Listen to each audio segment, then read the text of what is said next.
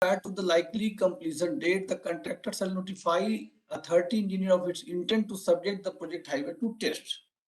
The date and time of each of the tests shall be determined by the AE in consultation with the contractor and notified to the authority who may designate its representative to witness the test. Suppose contractor intimated you that I am going to start my testing within 30 days and the date and time has been communicated to the AE and a copy of the same has also been given to the authority so as to uh, enable authority to designate one of its representative to witness the test. The contractor shall either conduct the test as directed by the AE or provide such assistance as the AE may reasonably require for conducting the test. In case contractor and the AE failing to mutually agree on the dates, suppose contractor and AE are not agreeing on the date of conducting the test, in that case, the contractor shall fix the date by giving not less than 10 days notice to the AE. So this is also a mechanism given in the concession agreement MCA so that there may not be any delay in the test. And all the tests as per 12.1.2 shall be done as per Schedule K. Schedule K, in Schedule K, what type of test has to be done is already defined, and accordingly all the tests shall be done by the contractor in the presence of authority engineer and a representative of the authority. The AE shall either conduct or observe, monitor and review the test conducted by the contractor to determine compliance with the specification and standard, and if it is reasonably anticipated or determined by the AE during the course of any test that the performance of the project highway does not meet the specifications and standards. Suppose authority has observed or anticipated that some of the work has not been completed or are not as per the specification and standards, it shall have the right to suspend or delay such test.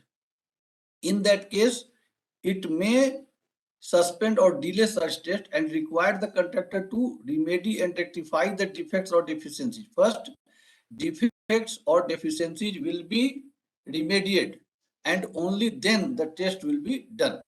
Upon completion of each test, the AE shall provide to the contractor and the authority copies of all the test data, including detailed test results. All the test results and all the data will be provided by the contractor to the authority and the authority engineer. For the avoidance of doubt, it is expressly agreed that authority engineer may require the contractor to carry out additional tests. Suppose authority engineer require that some additional tests should be done. In that case, he will ask the contractor to carry out additional tests, and the contractor, according to good industry practice, will repeat the test or will do additional test for determining the compliance of the project highway with the specification and standards. Now, provisional certificate. Provisional certificate is very much important. What is provisional certificate? Suppose the test has been done and it is found that the project is project qualified for the provisional certificate because all the tests are successful. In that case, provisional certificate can be issued if some petty items are still pending. In that case, these petty items will be included in a punch list, in an appendix known as punch list, and that punch list will have to be completed by the contractor within 30 days. So, subject to the provision of clause 12.2.5 that no PC shall be issued, provisional certificate shall be issued until claim for payment of 80% has arrived. This is also a condition.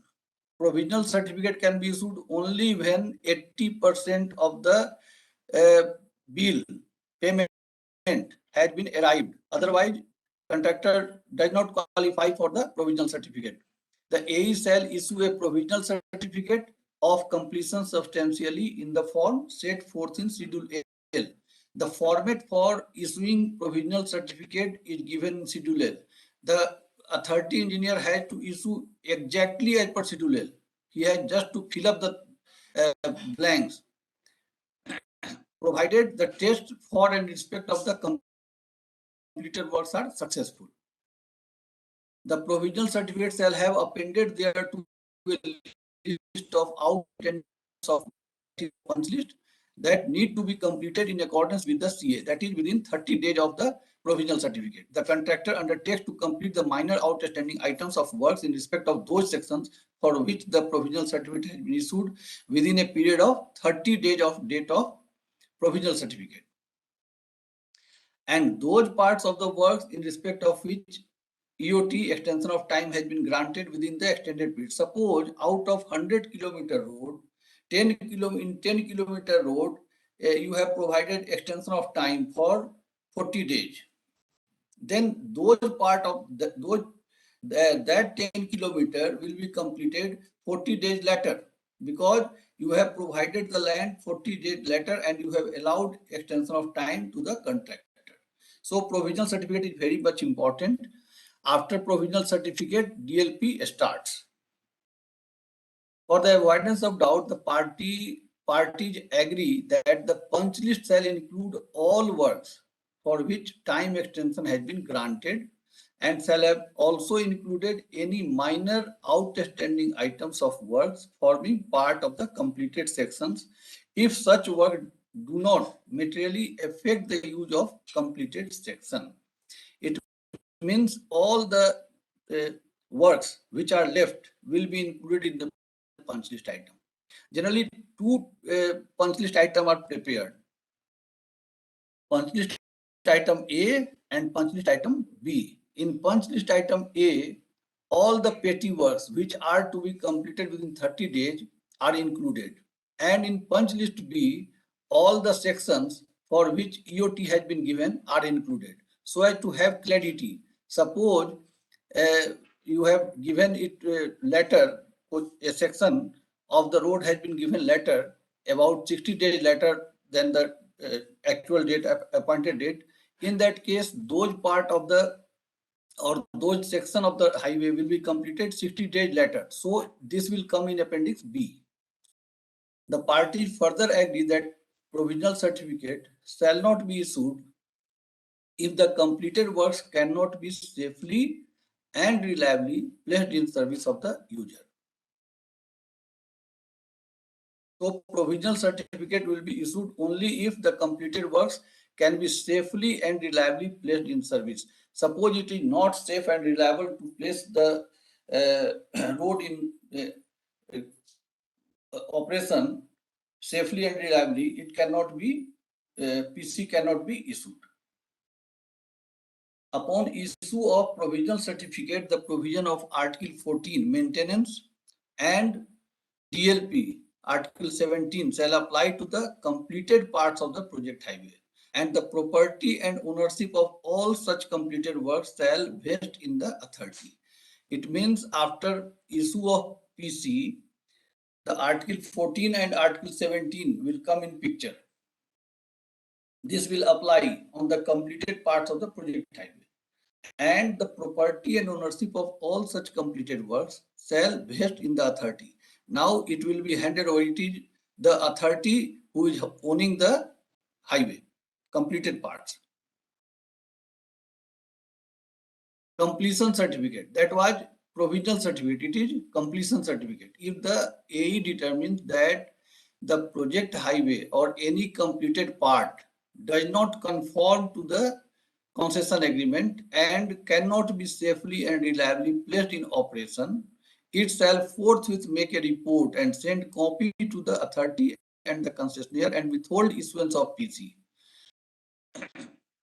If any part is not conforming to the specification and standard as per CA, as per concession agreement, the authority engineer will forthwith make a report and send copies to the authority and the contractor and withhold issuance of the PC. So authority engineer cannot issue PC without completion of a part of a section of the road. until the defects or deficiencies are rectified. Until all the defects or deficiencies have been completely rectified by the contractor and tests are successful. Tests must be successful in accordance with clause 12. Only then provisional certificate or completion certificate can be issued. Notwithstanding anything to the contrary contained in clause 12.2.3, the authority may at any time after receiving a report from the authority engineer under the clause direct the AE to issue a PC under clause 12.2.1 and such direction shall be complied forthwith. Now it is for clarity in 12.2.4 it is mentioned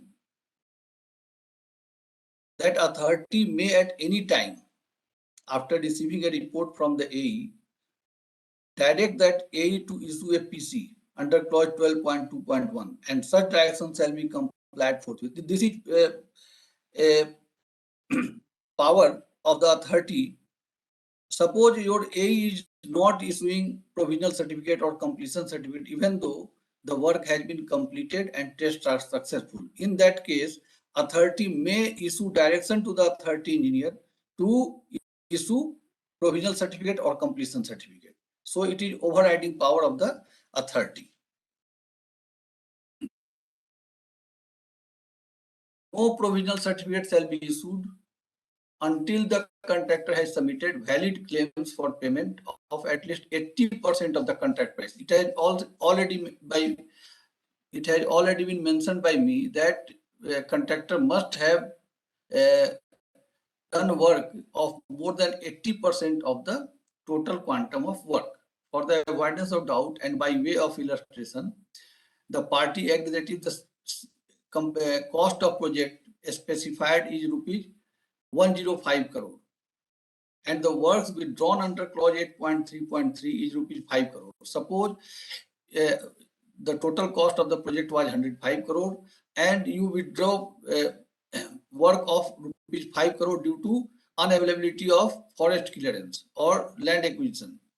Then the cost remaining is 100 crore. Then a PC shall not be issued until valid claim for payment of an amount of rupees 80 crore has been submitted by the contractor. Then PC can be issued only when contractor has submitted a bill of up to 80 crore, not less than that. Sir, excuse me, sir. Yes, please speak. Sir, we are giving PCOD first, then completion certificate. Yes. Sir, at the time of doing final, all the final settlement of the contractor, we need to give EOT up to PCOD or up to completion certificate. No, these are two things I am explaining you. First, it is not known as PCOD. First, PCOD comes in BOT. PCOD and COD comes in BOT projects. Here comes provisional certificate and completion certificate. Okay, and sir. Second is that EOT is different thing. Suppose out of 100 kilometer road, your road is 100 kilometer, and in 5 kilometer road, you could not provide forest clearance or environmental clearance or land acquisition. Then you provided EOT for 60 days. For those part, only 5 kilometer road, you have provided EOT. Sir. Then only provisional certificate will be issued for 95 kilometer only. And this 5 kilometer will come in punch list B. I have already explained. Sir. There are two punch lists. Punch list A for petty items and punch list B for those parts of the road where EOT has been granted. Is it clear? In case of EPC agreement, EOT needs to be granted up to provisional completion or completion? See, provisional completion and completion has nothing to do with the EOT. EOT is separate thing. On the appointed date, you have to provide 90% length.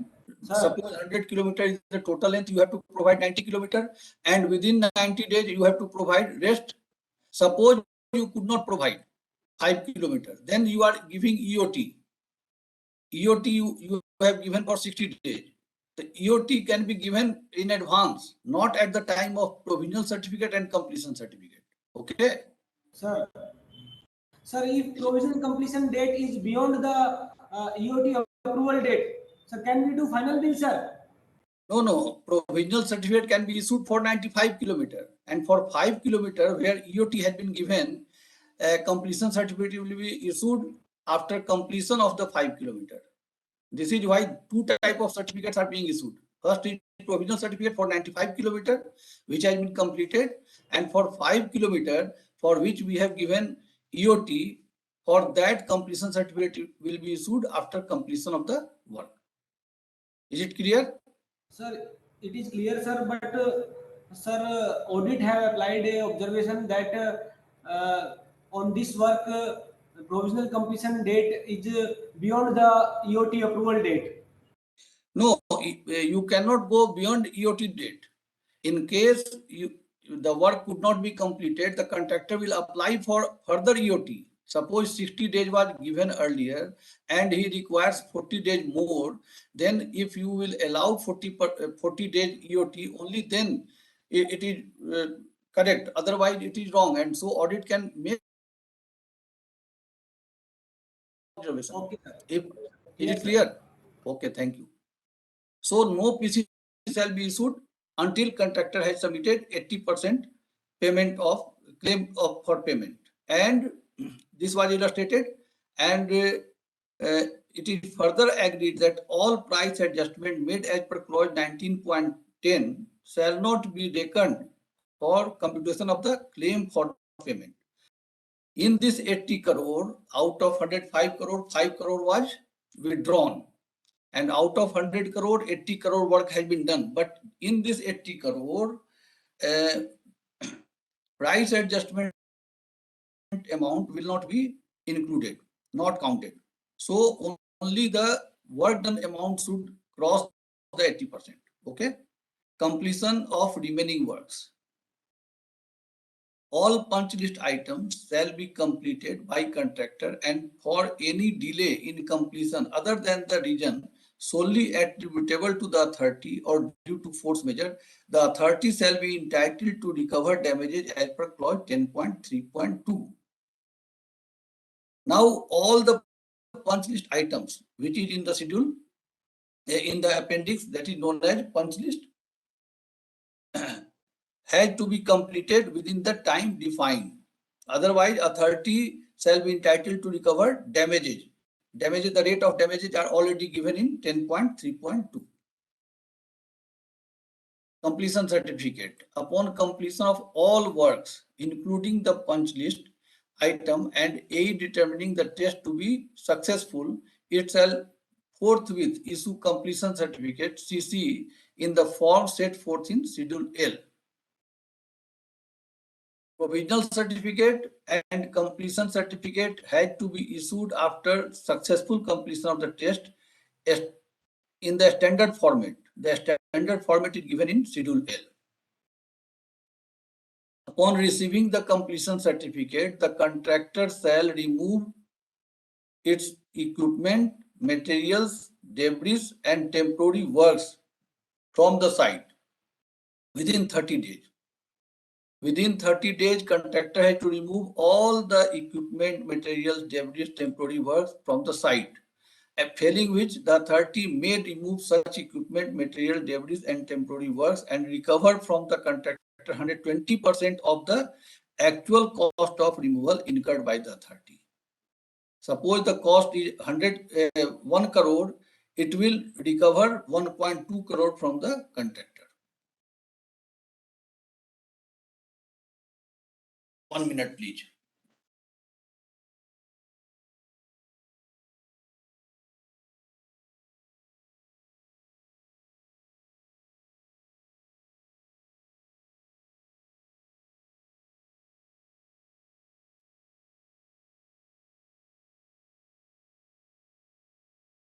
Now, without prejudice to the obligation of the contractor specified in clause 14 and 17, the property and ownership of all the completed works forming part of the project highway shall vest in the authority. The moment you issued PC or CC, the completed parts will be vested with the authority. Now it is the property of the authority. rescheduling of test. If the authority engineer certified to the authority and the contractor that it is unable to issue the CC or PC, completion certificate or provisional certificate, because of events or circumstances on account of which the test could not be held. Suppose for some reason test could not be held or had to be suspended. In that case, the contractor shall be entitled to reschedule the test. The contractor will have to reschedule the test and hold the same as soon as reasonably practicable. Change of a scope. Change of a scope is very much important. Why change of a scope? Can anybody tell me why change of a scope should be given? Well, we have already defined that this is the 100 kilometer road. Sir. Due to change in specification as given in schedule B or change in any other site requirement. Thank you, very good. Anybody else?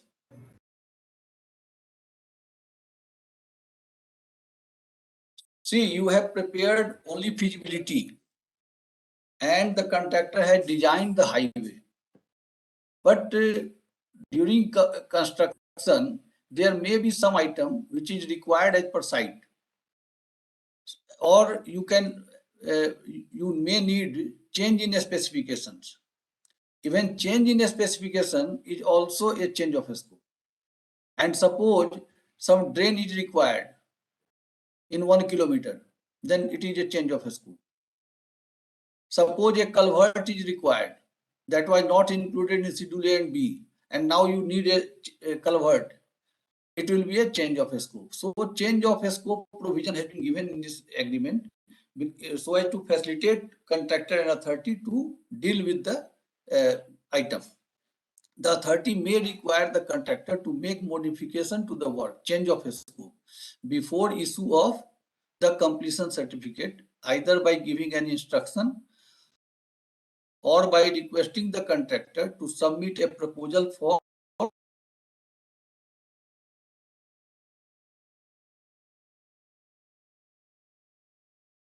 or reduction in cost.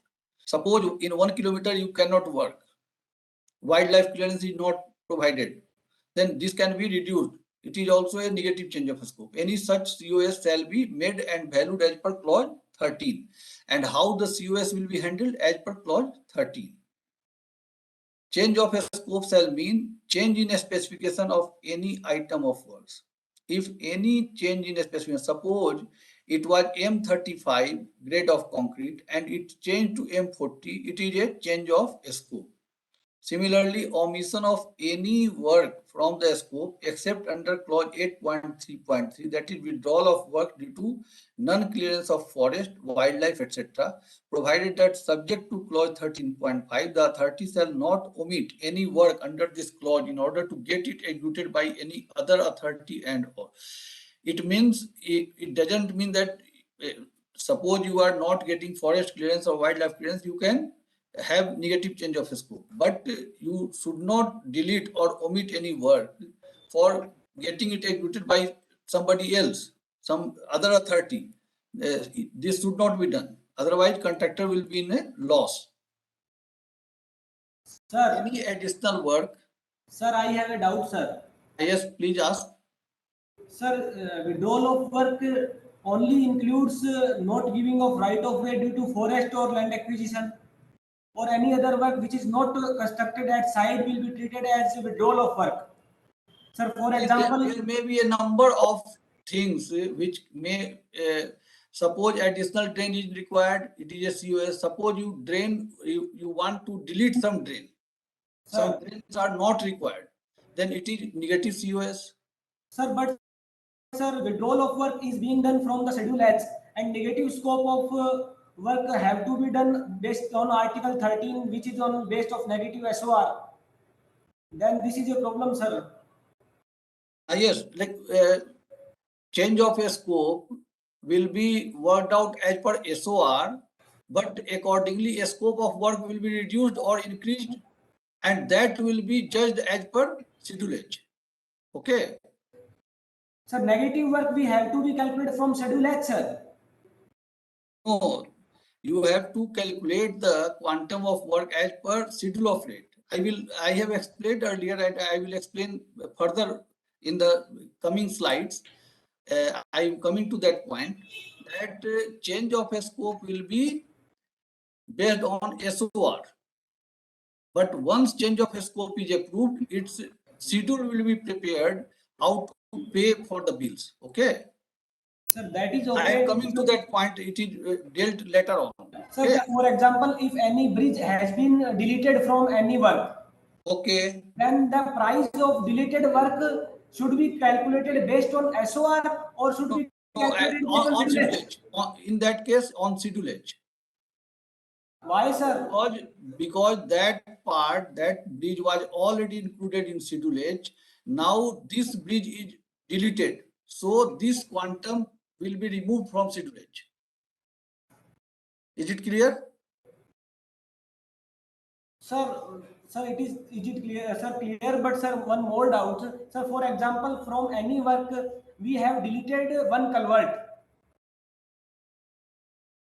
and in place of culvert, we are constructing BT road.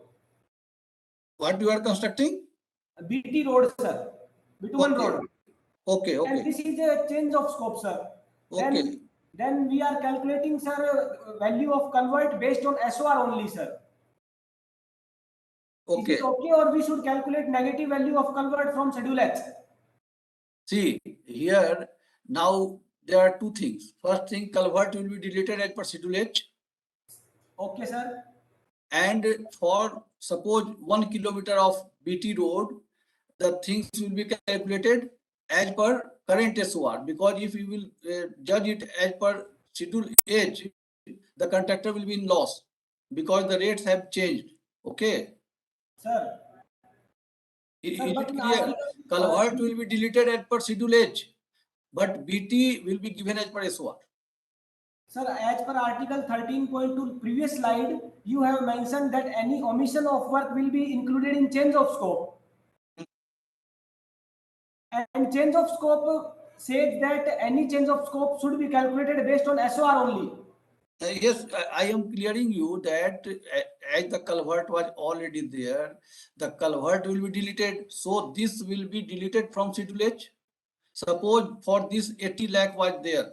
So Sir, 80 lakh will be removed from schedule H. sir, but And now if for 1 kilometer BT, it will be calculated as per SOR and will be included, and schedule for payment of this COS BT sir, will be why should we included. calculate culvert value from schedule H?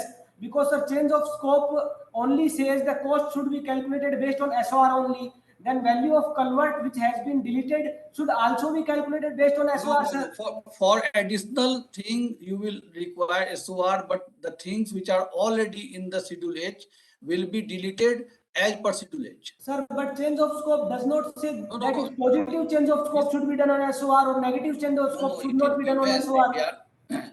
Please understand that how schedule H has been prepared. Suppose a contractor has got a work. It is a work of 100 crore. Sir, Now he has designed. Please listen. Please listen. It is a work of 100 crore. He designed. He gave schedule H also. In that schedule H, suppose this culvert is of 80 lakh rupees. sir, So it will be deleted there. It will not be calculated as per SWOT because it was already included in the schedule H. So it will be deleted. 80 lakh will be deleted. Now the new work cannot be added as per the schedule H because it is on old rate, and this is why schedule of rate will be applicable, and this 1 kilometer BT, suppose 1 kilometer BT is included, this will be calculated as per SOR. Is it okay, clear? sir. Okay, sir. Okay, thank you. Any additional work, plant, materials or services which are not included in the scope of the project, including any associated test on completion of construction.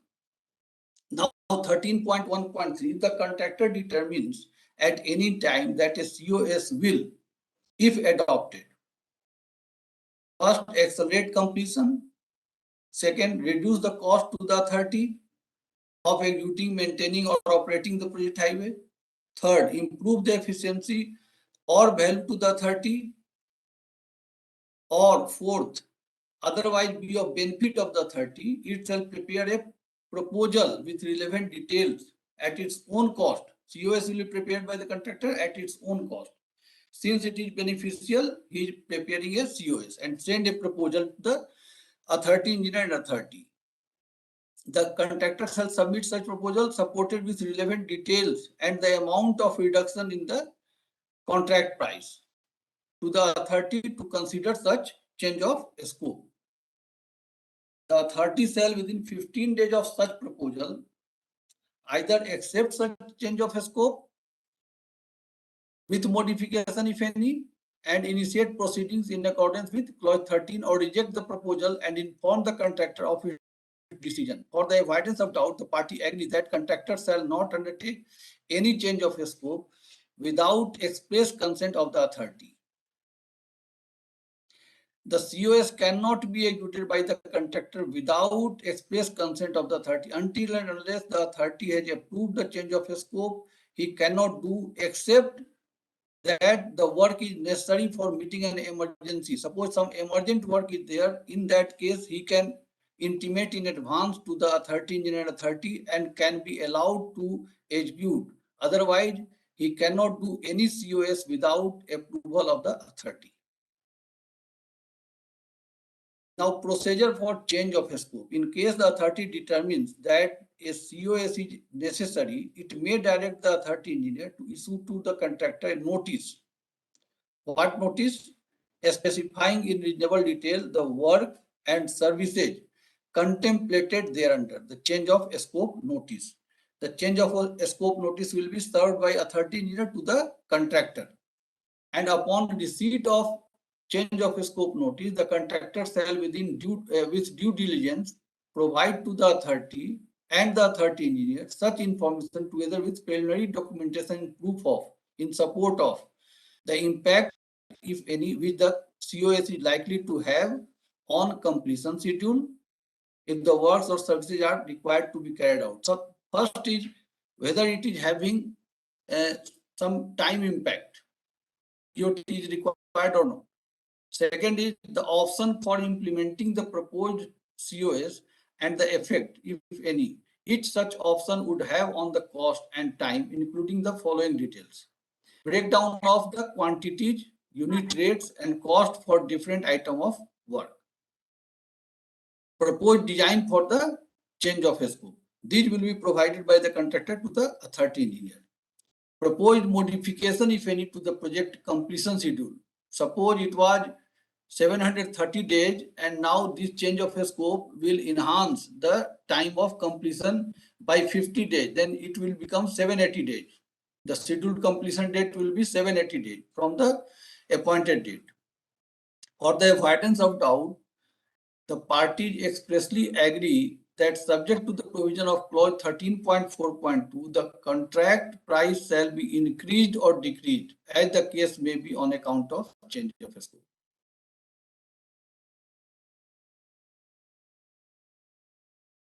It means suppose COS is approved, COS will have impact on the cost of the project. The cost price of the project will be increased or decreased due to the COS. Contractor's quotation of cost for change of scope shall be determined on the following. In some works where SOR of concerned circle of states PWD are available, shall be applicable for determination of cost.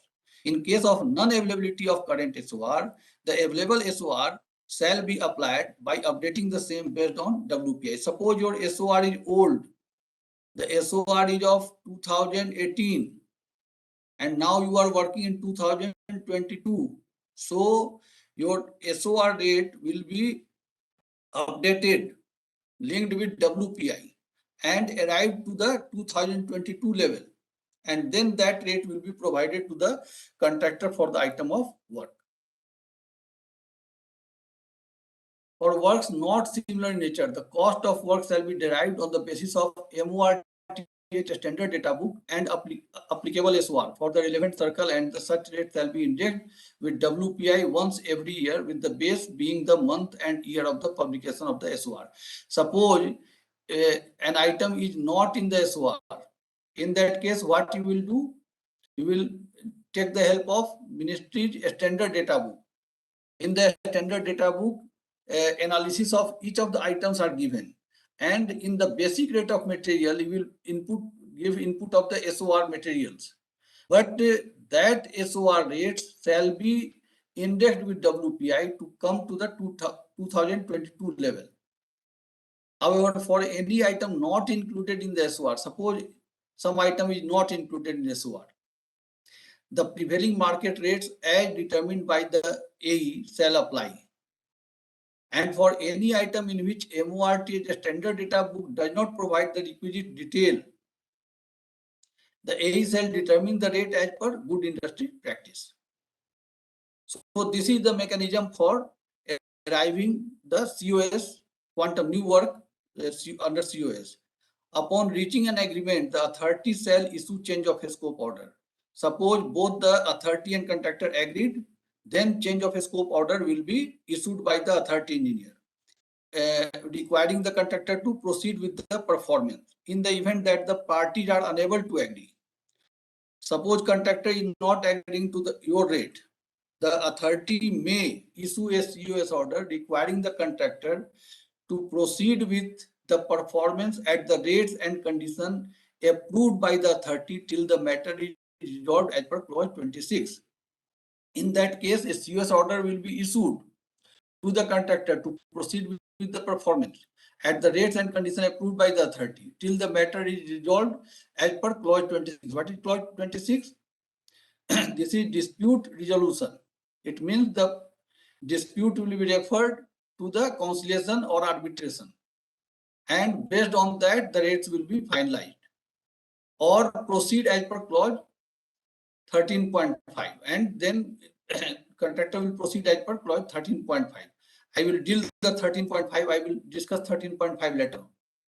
The provisions of this agreement shall apply mutatis mutandis, means as for the work under the clause, same thing will be applied to the change of scope undertaken by contractor under the Article 13. Payment for change of scope.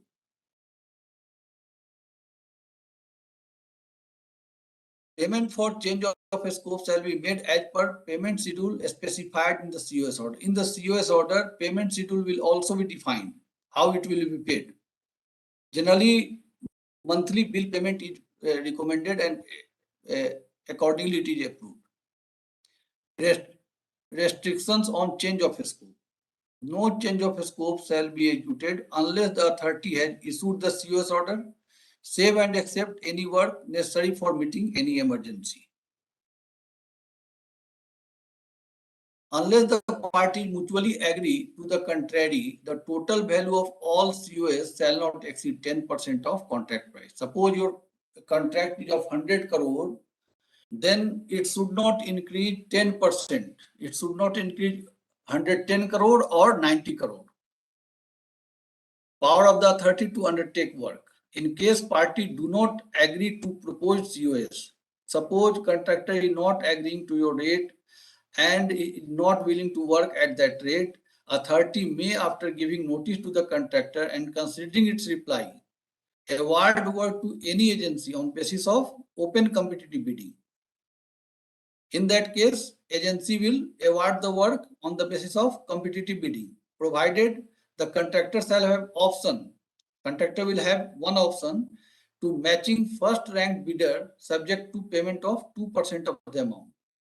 Suppose a COS of 10 crore was given to the contractor, but it is telling that it is not 10 crore. It should be it should be 12 crore. Then authority bidded it, and the contractor who achieved it in 10 crore. Then contractor can get it, provided it is paying 2% of the bid amount and matching the first ranked bidder. Means it will work on 10 crore and provide additional 2% to the authority. For avoidance of doubt, it is agreed that a contractor shall be entitled to exercise such option only if it has participated in the bidding process. If the contractor has not participated in the bidding process, he is not eligible. And its bid does not exceed the first ranked bid by more than 10%. Not only participated, but its bid should be within 10% of the L1. It is also agreed that contractor shall provide assistance and cooperation to agency who undertakes works but shall not be responsible for rectification of any defects. It is also agreed that suppose a new contractor has come to execute the change of a scope, the old contractor will cooperate and assist but shall not be responsible for rectification of any defects and or maintenance work of the work done by the new contractor. Now maintenance. Maintenance is also very much important. Maintenance obligations of the contractor. Contractor shall maintain the project highway for a period of 5 or 10 years commencing from the date of the completion certificate. The maintenance period. For the performance of maintenance of obligation of the contractor shall be paid. The payment rate for maintenance is different for flexible payment, for reed payment, and for bridges and tunnels. So for flexible payment with 5-year maintenance period, including a structure, no maintenance charge shall be paid for the first year. For first year, 0, no maintenance charge, and 0.5% of the contract price for second, third, and fourth year, and 1% of the contract price for the last year, that is 5th year, in case of flexible payment. And for rigid payment with 10-year maintenance period, including structures, 0.25% of the contract price each for first, second, and third year. 0.5% of the contract price each for fourth, fifth, sixth, and seventh year. And 0.75% of the CP each for 8th, 9th, and 10th year. For a standalone bridge or tunnel works, the contractor shall be paid at the rate of 0.25% of the contract price each for the first 5 years, and at the rate of 0.5% of the CP each for the remaining 5 years. Above amounts for the performance of contractors' maintenance obligations shall be inclusive of all taxes. The amount payable for maintenance shall be adjusted to reflect any increase or decrease due to variation in WPI. Price adjustment will be provided for the maintenance work. It has been formulated based on WPI. During the maintenance period, the authority shall provide to the contractor access to the site for maintenance in accordance with the agreement. The obligation of the contractor shall include permitting safe, a smooth, and uninterrupted flow of traffic on the project highway. What are the obligations of the contractor during maintenance period? He will permit traffic to flow safe, smooth, and uninterrupted. Undertake routine maintenance, that is prompt repairs of potholes, cracks, joints, drains, embankments, structure, pavement markings, lighting, road signs, and other traffic control devices. Third, undertaking repairs to a structure. During maintenance, he had to repair structures also. Informing the authority of any unauthorized use of the project highway. Suppose some unauthorized person is using the project highway, it will be informed by the contractor to the authority and authority engineer. Informing the authority of any encroachment on the project highway. Suppose some encroachment is coming on the highway, it will be informed by the contractor to the authority engineer and the authority. O&M of all communication, it is also obligation of the contractor. Operation and maintenance of all communication, patrolling, and administrative system necessary for efficient maintenance of the project highway. This is also obligation of the contractor. Now 14.1.3, in respect of any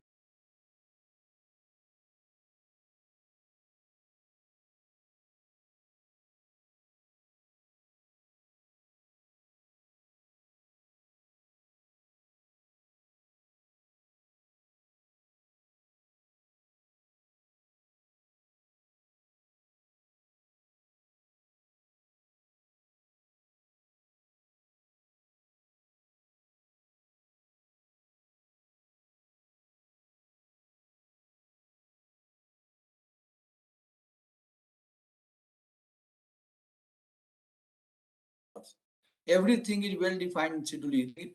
But suppose some of the deficiency is not specified in Schedule E, the contractor shall at its own cost undertake repair or rectification as per good industry practice. Save and accept to the extent that such defects or deficiency have arisen due to willful default or neglect of the authority or a force majeure event. But it should not include that authority had done some mistake and this is work of contractor, except that or force majeure event. Suppose some flood has come or earthquake. So except these two things, contractor will do. The contractor shall remove promptly from the project highway any waste material, that is hazardous materials and wastewater, rubbish and other debris, including without limitation accident debris, and keep the project highway in a clean, tidy and orderly condition and in conformity with the applicable laws and applicable permit and good industry practice. So contractor has to clear all the rubbish, hazardous materials and keep it in clean and tidy condition as per good industry practice.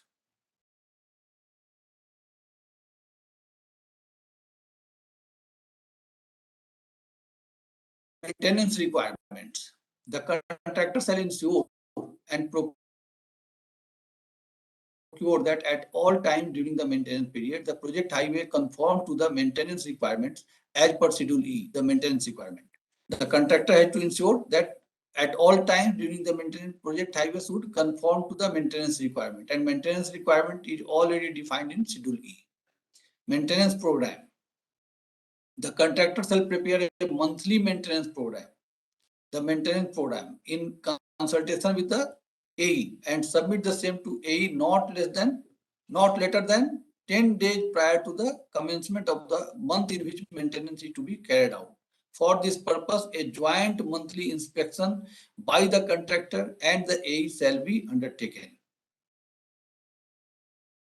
For maintenance program, a joint inspection will be done by the contractor and the authority engineer, and on the basis of that, commencement of the maintenance will be done.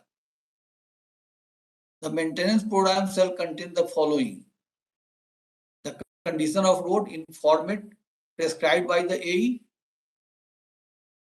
the proposed maintenance works, deployment of resources for maintenance works, like machinery, material, what are to be deployed, all the things, all the three details A, B, C will be provided by the contractor to the AE.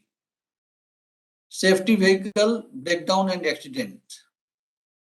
The contractor shall ensure safe conditions for the users. And in the event of unsafe conditions, lane closures, diversions, vehicle breakdown and accidents itself follow the relevant operating procedures for removal of obstruction and debris without delay. The contractor has to keep the road in a very good condition and in safe condition and can do lane closure, make diversion, remove breakdown and accident things so that traffic is flowing uninterruptedly. The contractor shall maintain and operate a round-the-clock vehicle rescue post with one mobile crane having capacity to lift a truck with a gross vehicle weight of 30,000 kg, and such post shall be located at kilometer you have to mention. So a crane is also to be provided which can lift a truck of 30,000 kg weight. यार सो 4 एक का ही था ना जिसमें सारा वाला था जिसमें सारी प्रॉब्लम थी अच्छा मैं मानता हूँ The contractor shall promptly remove any damaged vehicles and debris from the project highway to enable safe movement of traffic and shall report all accidents to the police forthwith. The contractor has the duty to promptly remove any damaged vehicle and debris from the project highway to enable safe movement of traffic and shall report all accident to police forthwith. Police had to be informed in case of each of the accident. Lane closure. The contractor shall not close any lane of the project highway for undertaking maintenance work except with the prior written approval of the authority engineer. The contractor cannot close any lane. It can close any lane only with the written approval of the AE. Such approval shall be sought by the contractor through a written request at least 10 days before the proposed closure of lane. And within 5 business days of receiving such request, the AE shall grant permission with such modification as it may deem necessary. And a copy of such permission shall be sent to the authority also, so that authority is also aware that this lane closure has been allowed by the authority engineer for doing some repair work, maintenance work.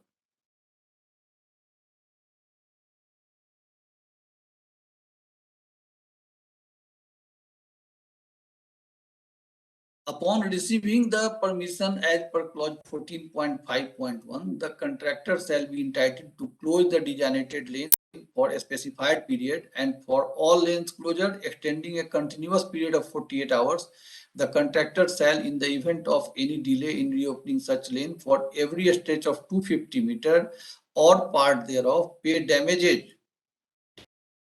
Damages at what rate?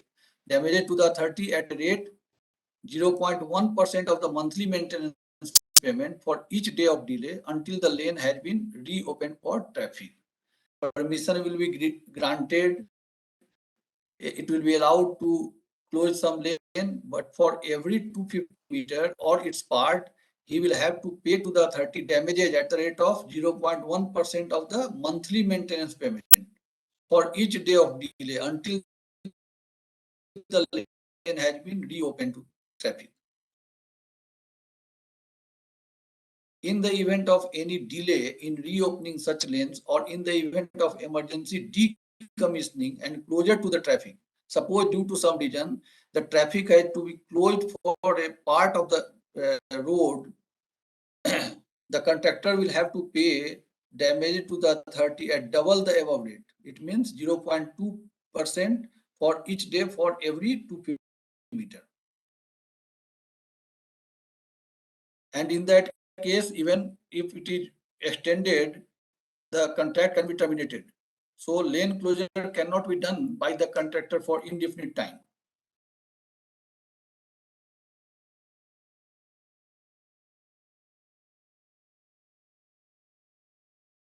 Reduction of payment or non-performance of maintenance obligation.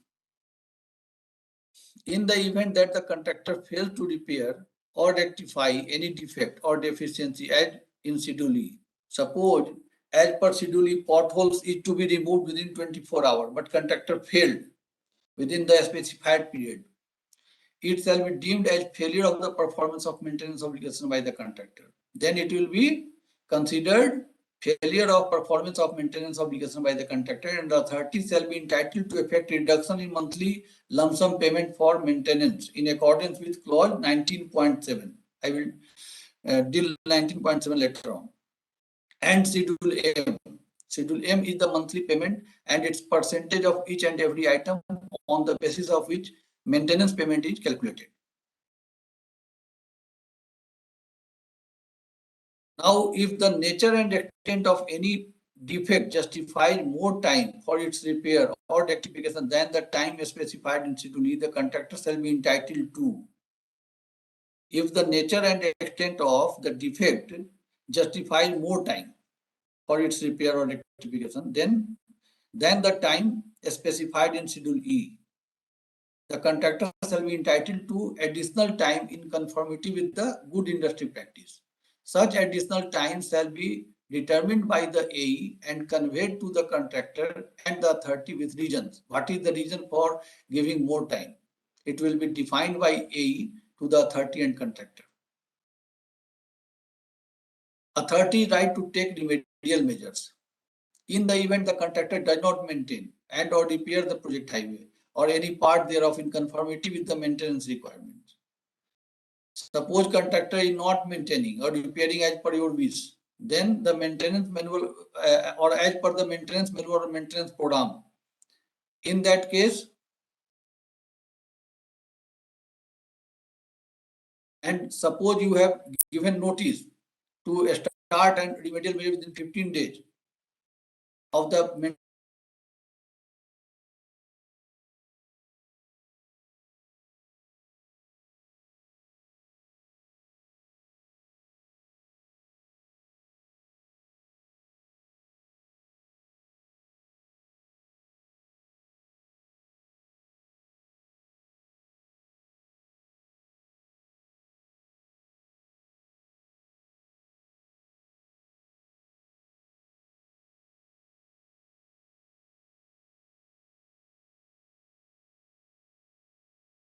a sum equal to 20% of such cost shall be paid by the contractor to the 30 damages. Suppose you have incurred rupees 1 crore, you will recover 1.2 crore.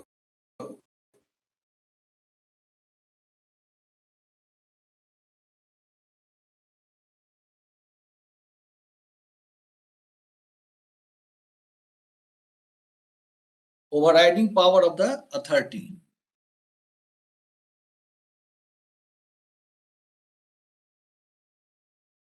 If in the reasonable opinion of the authority, the contractor is in material breach of its obligation under this agreement, and in particular the maintenance requirement, and such breach is causing or likely to cause material hardship or danger to the users and pedestrians, the authority may, without prejudice to any of its right under this agreement, including termination by notice, require the contractor to take reasonable measures immediately for rectifying or removing such hardship or danger as the case may be.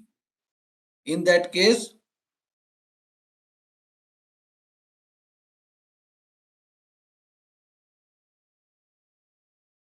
authority, without prejudice to its right under the agreement, including termination by notice, require the contractor to take reasonable measures immediately for rectifying or removing such hardship or danger as the case may be. In the event that the contractor, upon notice under clause 14.9.1, fails to rectify or remove any hardship or danger within a reasonable period, the authority may exercise overriding powers under this clause 14.9.2 and take over the performance of any or all the obligations of the contractor to the extent deemed necessary by it for rectifying or removing such hardship or danger. So first you will give notice to the contractor to immediately start, and suppose it is not doing, then it can be done by another agency. Provided that the exercise of such overriding power by the authority shall be of no greater scope and no longer duration than is reasonably required. For those parts only for which it is affected, only for that portion only you should overriding power. Provided further that any cost and expenses incurred by the authority in discharge of its obligation shall be recovered by the authority from contractor, and that amount will be recovered by the authority from the contractor, and the authority shall be entitled to deduct any such cost and expenses incurred from the payment due to the contractor under clause 19.7 for the performance of its maintenance obligation, and that will be recovered from the maintenance obligation payment.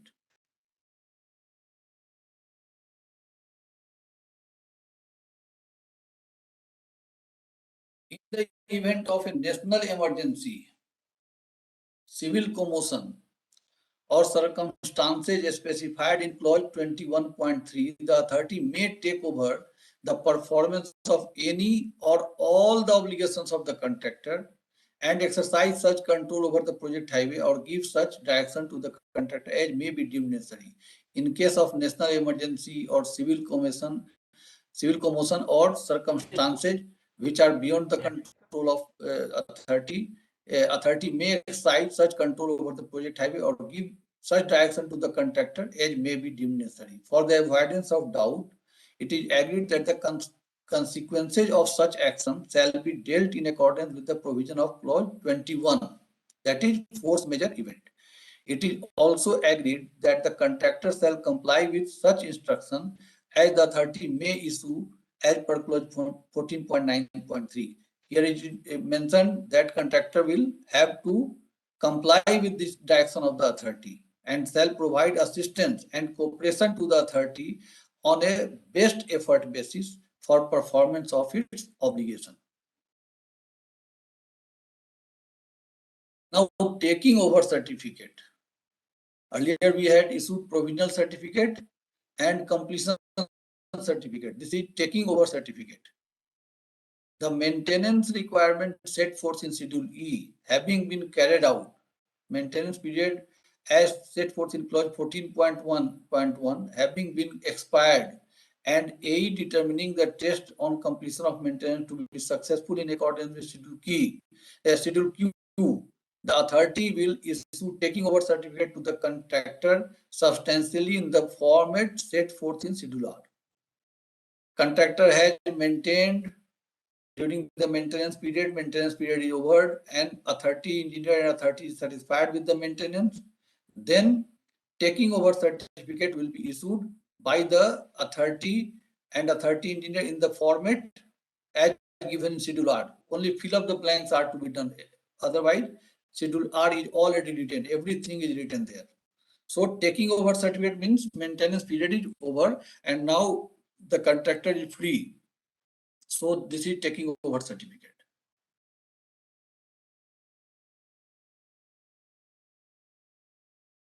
Supervision and monitoring during maintenance. Inspection by the contractor.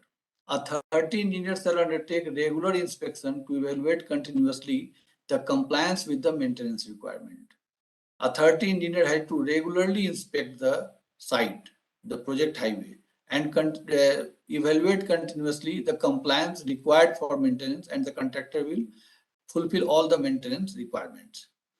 The contractor shall carry out a detailed pre-monsoon inspection. This is also written in 15.1.2 that pre-monsoon and post-monsoon, both the inspections should be done and all the measures should be taken by the contractor in consultation with the AE. So if the contractor shall carry out a detailed pre-monsoon inspection of all bridges, culverts, and drainage system as per IRC SP 35 and report details of proposed maintenance to the AE. The contractor shall complete the proposed maintenance before the onset of the monsoon and send a compliance report to the AE. Before monsoon, the contractor shall complete the proposed maintenance, which has been finalized by the contractor and AE, and it will be completed before onset of monsoon as per the requirement of site, and report should be sent to the AE. Post-monsoon inspection by the contractor and the inspection report and details of any damages observed and proposed action to remedy the same shall be conveyed to the AE forthwith. Post-monsoon, it will also be inspected and any repair required will have to be reported and done.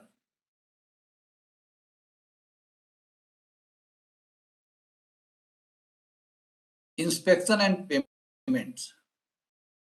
The AE will inspect project highway at least once every month. The authority engineer had to inspect the project highway at least once every month and report such inspection, that is maintenance inspection report, stating in reasonable detail the defects or deficiencies, if any, to the authority and the contractor within 10 days of such inspection. Within 10 days of such inspection, authority engineer will report to the authority and the contractor about the maintenance inspection report.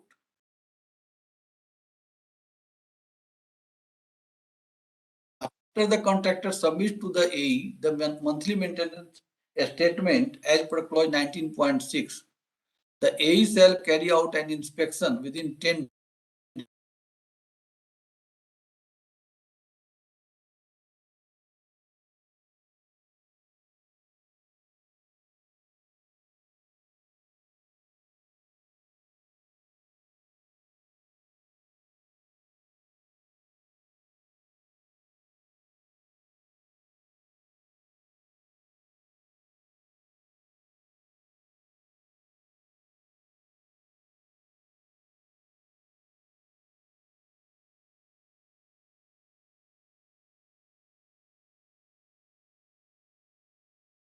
reduction of that money as per Schedule M, he will pay the maintenance payment, monthly maintenance payment to the contractor.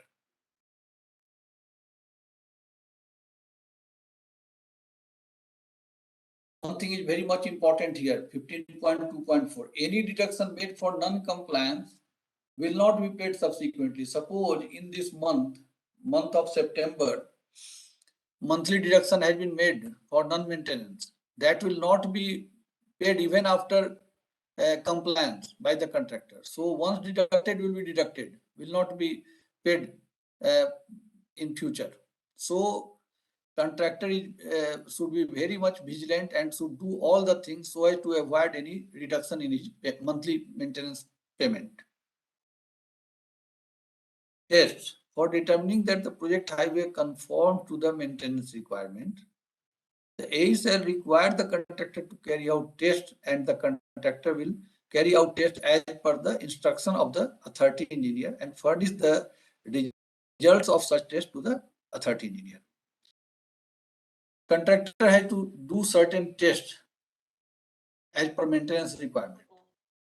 So they will carry out the test and contractor will give it to the AE as per his direction and furnish the results of the such test to the authority engineer. Now, reports of unusual occurrences. The contractor shall during the maintenance period prior to close of each day send to the authority and the authority engineer reports of accidents and unusual occurrences. A monthly summary of such reports shall also be sent within 3 business days of the closing of month. It means every day contractor will report that this accident has occurred or unusual occurrences have occurred, and a monthly report will also be furnished within 3 days of closing of the month. And for this purpose of this clause, accident and unusual occurrences on the project highway shall include: first, accident, death, or severe injury to any person. Second, damaged or dislodged fixed equipment. Third, flooding of project highway. Fourth, any other unusual occurrences.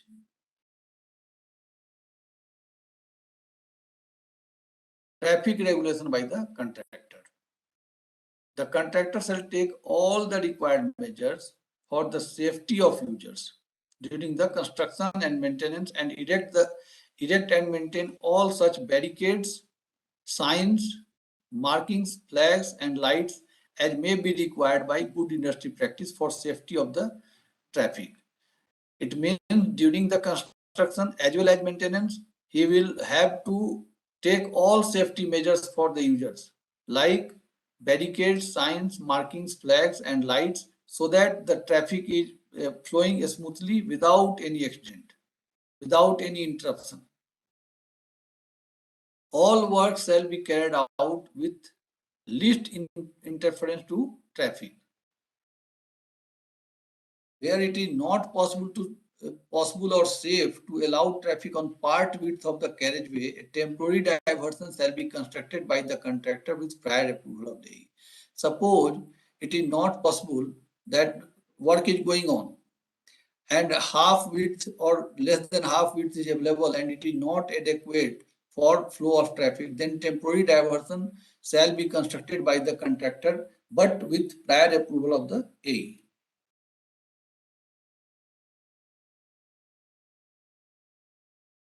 Now, defect liability. Defect liability period. What is defect liability period? After completion of the project, generally for flexible payment, 5 years is the defect liability period. The contractor shall be responsible for all the defects and deficiency till the expiry of a period commencing from the date of completion certificate, the defect liability period as specified below. 5 years from the date of completion in case of a road being constructed with flexible pavement. In case of rigid pavement, that is concrete pavement, it is 10 years. Remaining defects. Save and accept as provided in clause 14.1.2. The contractor shall repair or rectify all defects and deficiencies observed by authority or AE during the DLP within 15 days from the date of notice of authority or AE with reasonable period as determined by AE.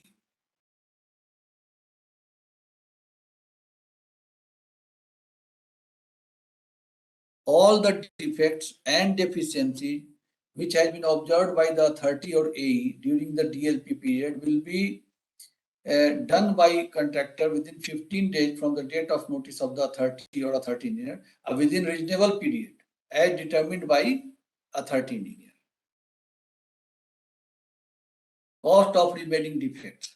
Any repair or rectification, including any additional testing, shall be carried out by the contractor at its own risk and cost, to the extent that such rectification or repair is attributable to the design of the project, plant materials or workmanship not being as per this agreement and the specification standard, improper maintenance during construction of the project highway by the contractor, and or failure by the contractor to comply with any other obligation under this agreement. It means any repair rectification had to be done by the contractor, and additional test is also to be done by the contractor at its own risk and cost for these four items, that is design of the project highway, plant material workmanship, improper maintenance, and failure of the contractor to comply with any other obligation made under this agreement.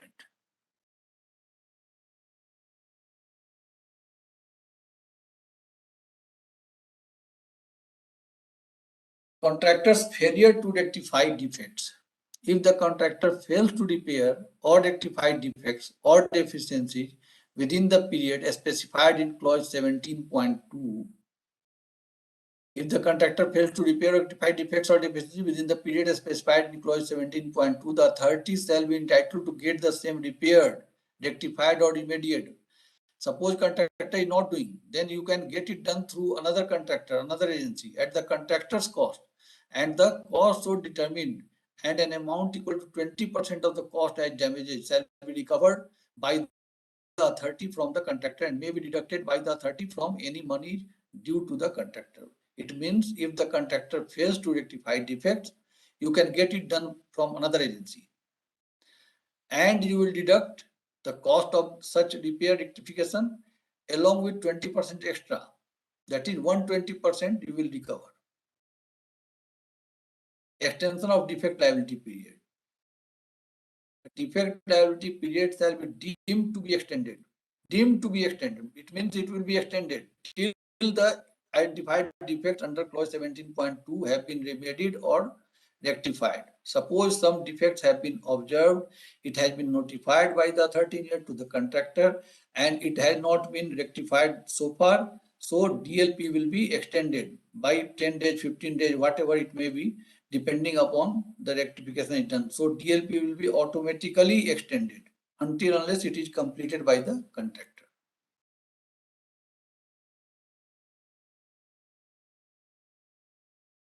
Now, authority engineer. The authority shall appoint a consulting engineering firm as authority engineer. Very much important. So authority shall appoint a consulting engineering firm as authority engineer as per selection criteria of Schedule N. The selection criteria and the term of reference of authority engineer is already defined in Schedule N of this MCA. You can go through it. Duties and authority of the authority engineer. The authority engineer shall perform the duties as per the term of reference in Annexure 1 of Schedule N. What authority engineer has to perform and what are its duties is well defined in term of reference Annexure 1 of Schedule N.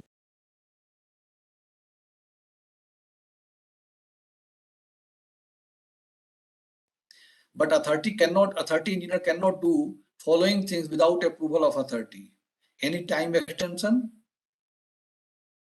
additional cost to be paid by the authority to the contractor, the termination payment, issuance of completion certificate, or any other matter not specified in A, B, C, or D, and which creates a liability of more than rupees 50 lakh for following things, that is time extension, additional cost, termination payment, issuance of completion certificate, and a liability of 50 lakh.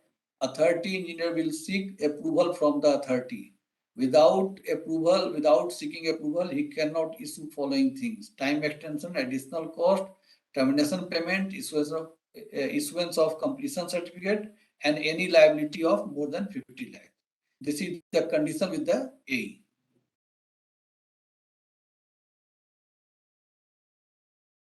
I think it is a time for tea break. Anyone from IAHE? Yes, sir. Is it the time for a tea break? Yes, sir. Tea break कर लेते sir. जी sir. So we will meet again at what time? Sir, 11:35, sir. 11:35. Yes, sir. Okay. Sir, Uh, excuse me, sir. yes, yes. I have a query, sir, regarding the contract management. Can I please? Can we discuss after the tea break? Okay, sir. No issues. No Okay, issues, sir. thank you. Thank you, sir.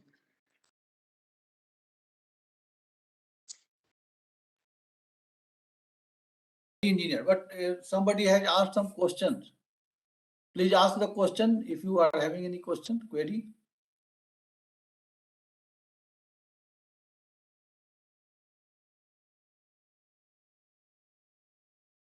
Anyone was asking some question? So I should continue. Everybody has come. The participants are ready. I am starting. We were discussing authority engineer. How authority engineer will be appointed? It is as per Schedule N. And what are the duties? It is also defined in Annexure 1 of Schedule N. And he has enormous power except following: time extension, additional cost to be paid to the authority, paid by the authority to the contractor, the termination payment, issuance of completion certificate, and any liability more than 50 lakh. For these things, authority engineer will seek permission of the authority and only then decide it. Now contract price. The authority shall make payment to the contractor for the works on the basis of the lump sum price accepted by the authority. The contract price includes all duties, taxes, excluding GST. GST is paid in addition to the bill. Royalty, cess, charges, and fees, etc. So all the payments are made as per Schedule H on lump sum basis on completion of a stage of the work and shall not be adjusted for any change in cost except price adjustment and change in law. The adjustment can be made only for price adjustment as per WPI and change in law. Advance payment. The authority shall make an interest-bearing advance payment, the advance payment at the bank rate plus 3%. So, contractor is entitled to get interest-bearing advance payment at the rate, bank rate plus 3%. If the bank rate is 7%, then he will have to pay 10%. And this quantum of advance is up to 10% of the contract price. If the contract price is 100 crore, he can get 10 crore in two installment of 5% each, means 5 crore each. Procedure for estimating the payment. The authority shall make interim payment to the contractor as certified by the authority engineer on completion of a stage in a length, number, or area as specified in Schedule H. The authority will make payment on the basis of certification by the authority engineer on completion of a stage in a length. Suppose it is a unit length is 5 kilometers. Then if 5 kilometer road is completed, only then he is entitled to get payment. Number or area as specified in Schedule H. As per Schedule H, authority engineer will certify and then it will be paid by the authority to the contractor. Monthly maintenance system.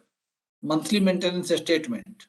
The contractor shall submit to the authority engineer a monthly maintenance statement in 3 copies by 7th day of each month as per Schedule A.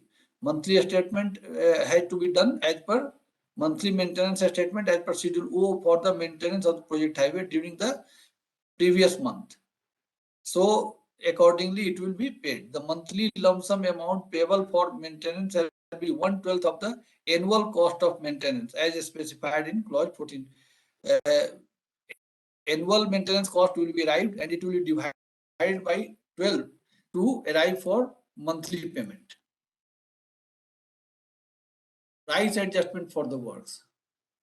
The amounts payable to the contractor for works shall be adjusted as per clause 19.10.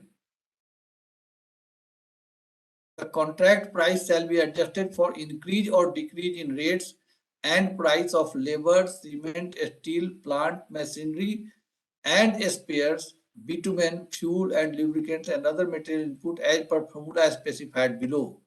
Price adjustment is having a formula for each of the item, that is labor, cement, steel, plant, machinery, machinery and spares, bitumen, fuel, and lubricants and other material input as per formula specified. Price adjustment shall be applied on completion of the specified stage of respective item.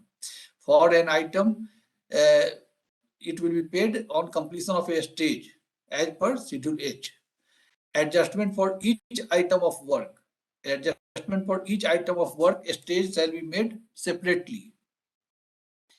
The following expression and meanings are assigned to the value of the work done. RW is equal to value of work done for the completion of a stage under the following item of Schedule H: road works and other works. And BR, what is BR? BR is the value of work done for completion of a stage under the items major bridges and structures as per Schedule H. Price adjustment for changes in cost shall be paid in accordance with the following formula. This formula is already given in MCA. I have repeated here. VRW, variation in road works. Variation in road works, road and other works is 0.85 RW road work into PL into LI minus LO bate LO plus PA into AI minus AO bate AO. PF into FI minus FO by FO. PB into BI minus BO by BO plus PM into MI minus MO by MO plus PC into CI minus CO by CO plus PS into SI minus SO by SO. This is the formula for variation in road works. And VBR, variation in bridge work and structures, is equal to 0.85 BR, that is bridge work, into PL into LI minus LO by LO plus PA into AI minus AO by AO plus PF into FI minus FO by FO plus PM into MI minus MO by MO plus PC into CI minus CO by CO plus PC into SI minus SO by SO. This is the formula for bridge work, where VRW is equal to increase or decrease in the cost of road works, other works during the period under consideration due to changes in the rates for relevant component as stated in subparagraph E. In subparagraph E, percentage of each of the item like bitumen, cement, steel is given in the MCA. Are equal to increase or decrease in the cost of major bridges and structures during the period under consideration due to changes in the rates for relevant components as stated in subparagraph E.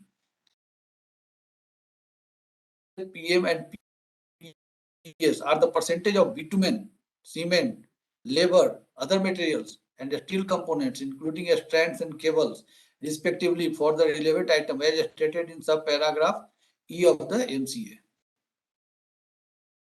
PA is the percentage of plant, machinery, and spares components for the relevant item as stated in subparagraph E. PF is the percentage of fuel and lubricants for the relevant items as stated in subparagraph E. AO is equal to the WPI as published by the Ministry of Commerce and Industry, Government of India, for construction machinery for the month of the base date. AI is equal to the WPI for construction machinery for the month 3 months prior to the month to which the IPC relates. BO is equal to the official retail price of bitumen at the nearest refinery at, suppose it is Visakhapatnam, Vizag, on the base date. In your case, it may be different, but it should be written in the square parenthesis. BI is equal to the official retail price of bitumen at nearest refinery at Vizag on the first day of the month, 3 months prior to the month to which the IPC relates. See, here two things are there. BO means the official retail price of bitumen at the nearest refinery on the base date, and the BI is the 3 months prior to the month to which IPC relates.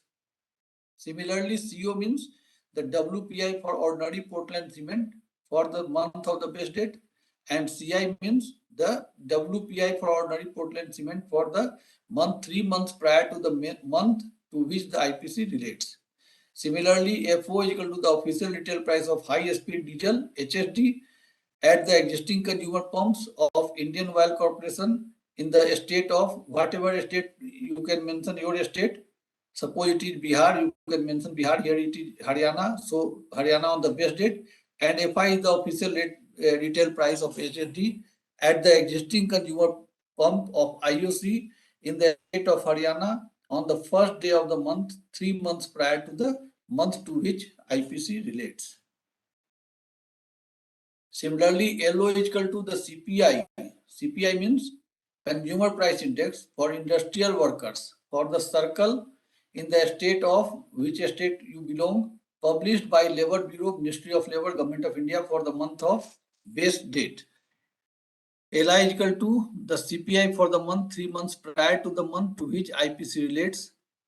MO is equal to the WPI for all commodities for the month of the base date, and MI is equal to the WPI for all commodities for the month 3 months prior to the month to which the IPC relates.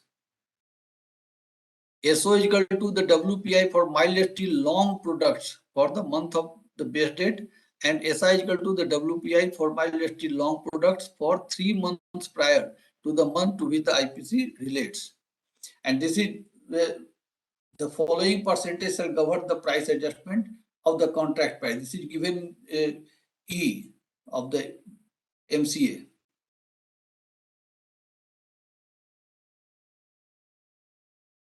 Bituminous work is 1%, cement concrete 1%, culverts 10%, major bridges 3%, cement component in earthwork 5%, bituminous work nil, cement concrete pavement 42%, culverts and bridges 15%, major bridges 4%.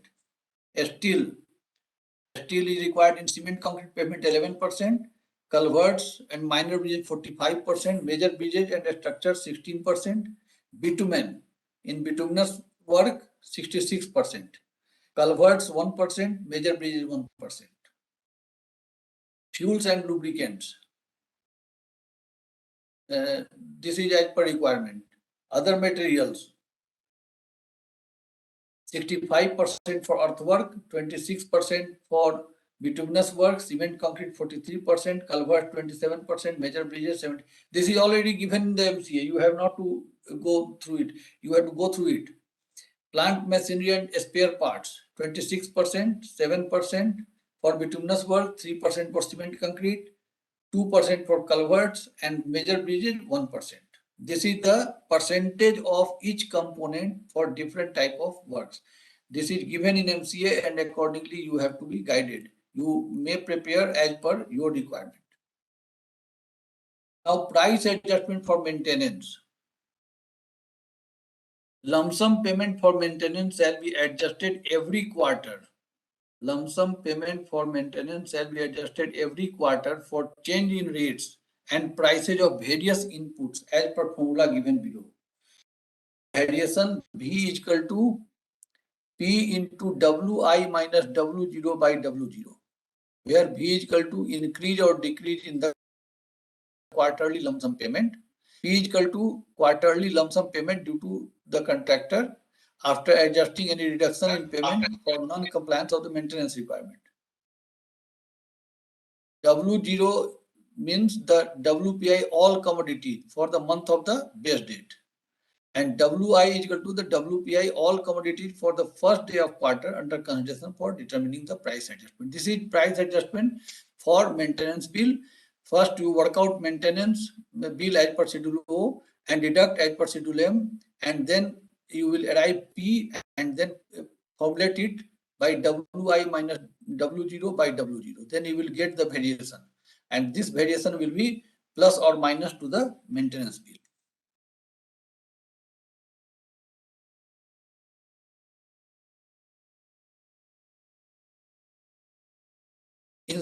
insurance for works and maintenance.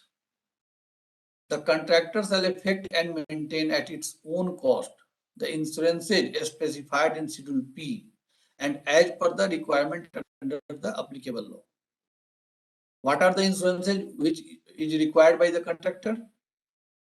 He has to take insurance for all the things, plant, machinery, work from appointed date to scheduled completion date, for accidents, for their staff, all this is known as CAR, coverage of all risks. The contractor had to obtain insurance for all the things and adequate requirement. Evidence of insurance cover. All insurance obtained by the contractor as per clause 20 shall be maintained with insurers. The contractor will maintain the insurance that it will pay premium regularly on terms consistent with the good industry practice. Within 10 days from the appointed date, the contractor shall furnish to the authority notarized true copy of the certificates of insurance, copies of insurance policies, and premium payment receipts in respect of such insurance. He will have to furnish following things: notarized true copy of the certificates of insurance, copies of insurance policies, and premium payment receipts. All the things had to be submitted by the contractor to the authority. The contractor shall ensure the adequacy of the insurance at all times as per this agreement. As per this agreement, he had to take adequate quantum of insurance. Force measure. Force measure shall mean occurrence in India of any or all of non-political event, indirect political event, and political event, if it affects the performance by the party claiming the benefit. Force measure is very much important. The work may be affected by force measure. So all the things must be included in the MCA. You must be very particular to include all the things in force measure. Otherwise, in case of force measure, it will become very difficult to pay. So force measure shall mean occurrence in India of any of non-political event, indirect political event, and political event if it affects the performance by the party claiming the benefit.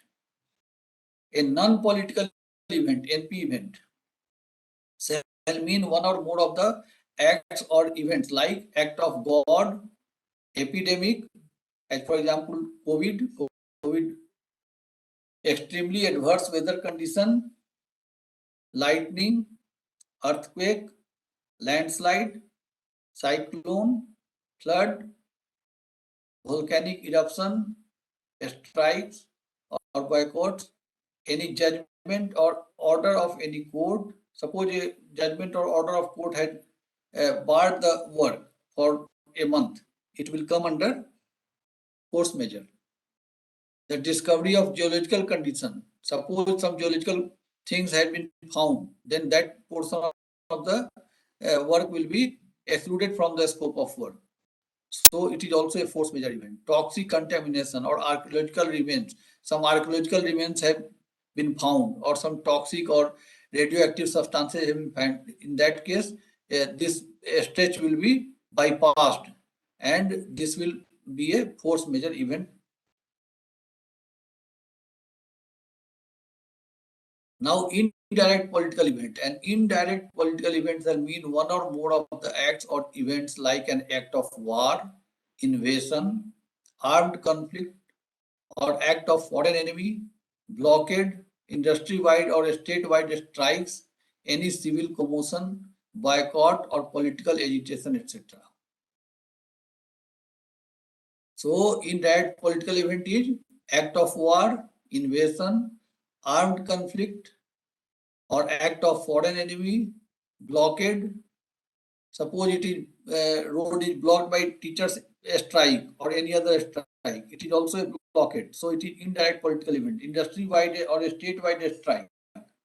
Any civil commotion, boycott or political agitation. This will come under indirect political event.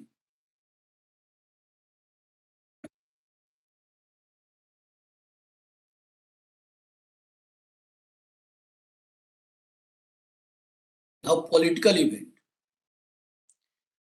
A political event shall mean one or more of the following acts or events by or on account of any government instrumentality, like change in law, compulsory acquisition in national interest, unlawful or unauthorized or without jurisdiction revocation of or refusal to renew or grant without valid cause any clearance, license, permit, authorization, NOC, consent, approval, exemption, etc.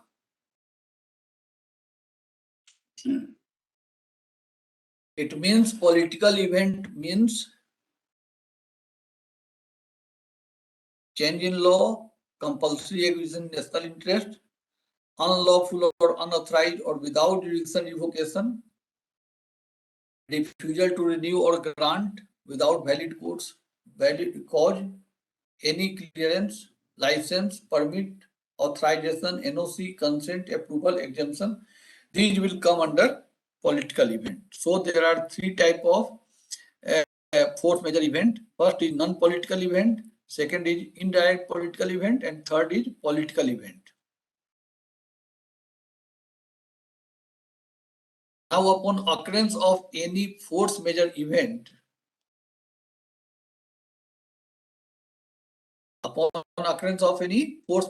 the affected party shall by notice report to the other party forthwith and shall include full particulars of following. First, the nature and extent of each force major event, which is the subject of any claim for relief. So, upon occurrence of force major event, the party had to report to the other party. Suppose contractor is affected, he will intimate to the authority. If authority is affected, he will intimate to the contractor. The nature and extent of each force major event, the estimated duration and the effect or probable effect which such force major event is having or will have on the affected party performance of its obligation. Third, the measures which the affected party is taking or proposes to take for elevating, that is lessening the impact of such force major event. And last, any other information relevant to the affected party claim. So in case of force major event, the party which is affected will furnish the following four things to the opposite party. Upon the occurrence of any force major event after the appointed date, the cost incurred and attributable to such event and directly relating to this CA shall be allocated and paid as follows. Upon occurrence of a non-political event, the parties shall bear their respective FM cost and neither party shall pay the other party any cost. So in case of non-political event, each party will bear their respective FM cost, force major cost, and neither party shall pay to the other party any cost in case of non-political force major event. And upon occurrence of an indirect political event, all force major cost attributable to such IP event and not exceeding the insurance cover shall be borne by the contractor. Not exceeding insurance cover shall be borne by the contractor. It means all the insurance cover he will get from the insurance company. And to the extent FM cost exceeds such insurance cover, one half of such excess amount shall be reimbursed by the authority to the contractor for the force major event. Suppose 100 crore is the effect of this IP event, and suppose 80 crore is the coverage. Then contractor will get 80 crore from the insurance company, and for 20 crore, he will pay the 20 crore and 10 crore he will be reimbursed by the authority. Upon occurrence of a political event, all force major costs attributable to such political event shall be reimbursed by the authority to the contractor. In case of political event, all the force major cost attributable shall be paid by the authority to the contractor. For the avoidance of doubt, FM cost may include cost directly attributable to the force major event, but shall not include debt repayment, but it will not pay debt repayment if any of the contractor.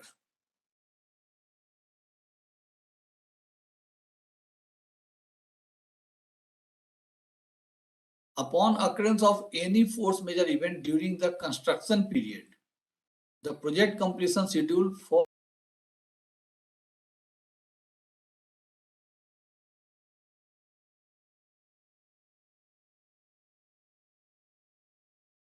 each day he will get 1 day.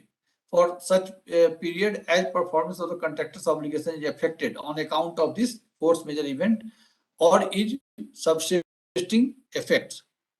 Termination notice for force majeure event.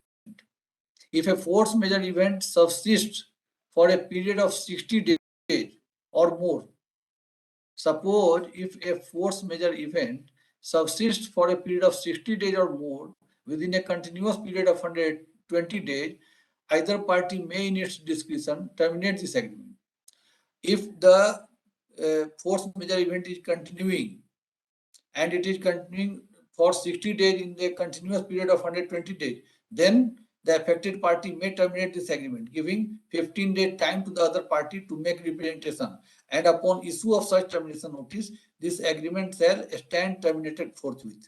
And after the expiry of the date, the agreement will be terminated forthwith.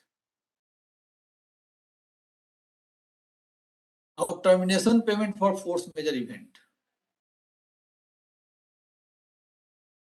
The event of this agreement being terminated on account of a non-political event, the termination payment shall be sum payable under clause 23.5. I will deal later on. Provided that in the event termination occurs during the maintenance period, the authority engineer shall only determine the value of works associated with maintenance because it is maintenance period. Only maintenance amount will be paid. If termination is on account of an indirect political event, the termination payment shall include any sum due and payable under clause 23.5 and the reasonable cost as determined by the AE of the plant and materials procured by the contractor and transferred to the authority for use in construction or maintenance, only if such plant and material are as per specification and standard. So, if the termination is on account of indirect political event, termination payment shall include any sum due and payable under 23.5 and reasonable cost as determined by AE for plant and materials procured by the contractor and transferred to the authority for use in construction or maintenance, only if such plant and materials are as per specification and standard. If it is not as per specification and standard, it will not be paid.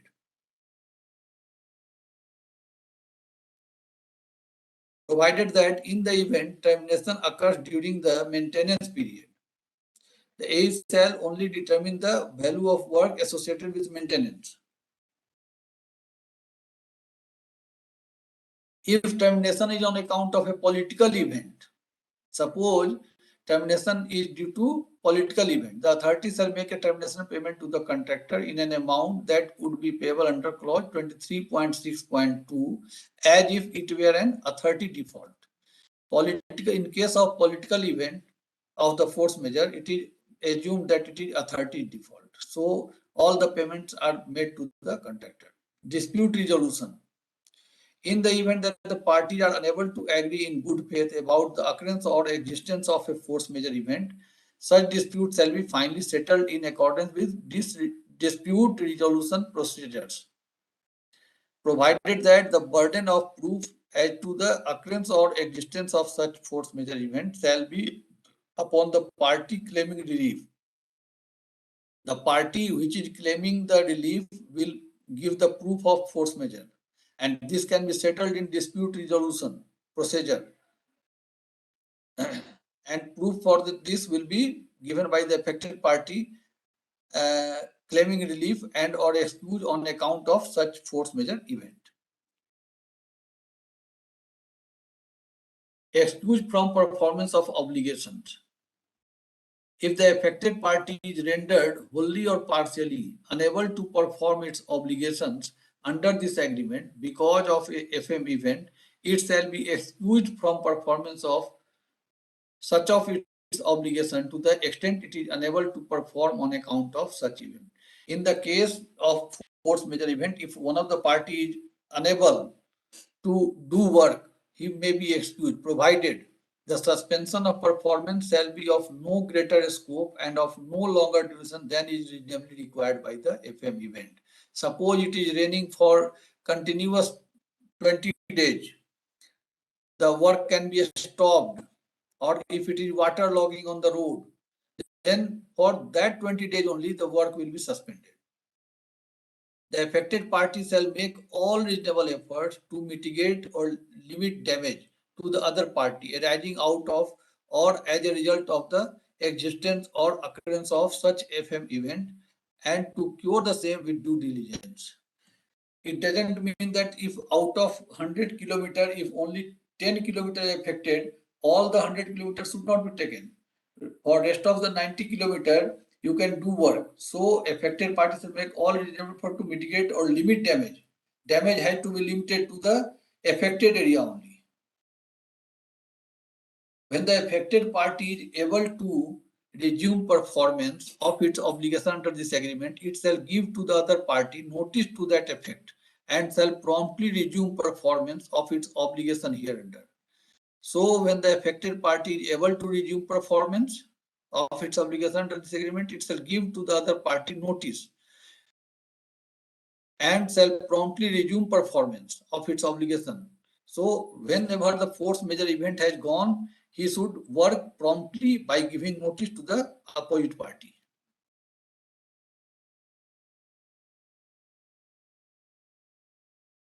Now, suspension upon contractor default.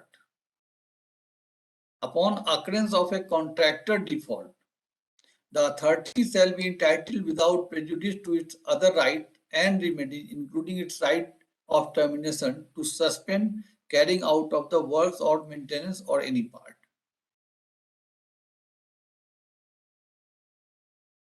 So upon occurrence of a contractor default, the authority shall be entitled without prejudice to its other rights and remedies, including its right to termination, to suspend carrying out of the works or maintenance or any part, and carry out such work or maintenance itself, authorize any other person to exercise or perform the same on its behalf during such suspension, which shall be effective forthwith upon issue of notice by the authority. Whenever contractor is in default, and if the authority want to suspend, if it will issue suspension order, and the moment it has issued, it will start suspension period will start, and suspension which shall be effective forthwith upon issue of notice by the authority to the contractor, and may extend up to a period not exceeding 90 days from the date of issue of such notice. This suspension will not exceed 90 days. It means when you have issued suspension notice, it will expire on 90 days. If it is extending beyond 90 days, it means it has been terminated. The contract will be terminated. Authority to act on behalf of contractor. During the period of suspension, all rights and liabilities vested in the contractor as per the contract agreement shall continue to vest therein, and all things done or action taken, including expenditure incurred by the authority for discharging the obligation of the contractor under this CA, shall be deemed to have been done or taken for and on behalf of the contractor, and the contractor undertakes to indemnify the authority for all costs incurred during such period. It means during suspension, all the works will be get done by authority, and it will be presumed that contractor has done it, and contractor will pay on behalf of contractor. The work has been done, and contractor undertakes to indemnify. Indemnify means keep harmless authority or authority engineer, authority personal, authority servant, for all costs incurred during such period. And revocation of suspension. In the event that the authority shall have rectified or removed the cause of suspension. Suppose authority have rectified or removed the cause of suspension within a period not exceeding 60 days from the date of suspension, it shall revoke the suspension forthwith and restore all rights. Suppose he was not doing something and it was very much important, the authority issued suspension order and got the work done, then it will revoke the suspension and all the rights and all the rights of the contractor will be restored under this agreement by the authority. For the avoidance of doubt, the parties expressly agree that the authority may, in its discretion, revoke the suspension at any time, whether or not the cause of suspension has been rectified or removed. It is an overriding power. Even though the cause of suspension has been removed or rectified or not, authority, if want, may remove or revoke the suspension.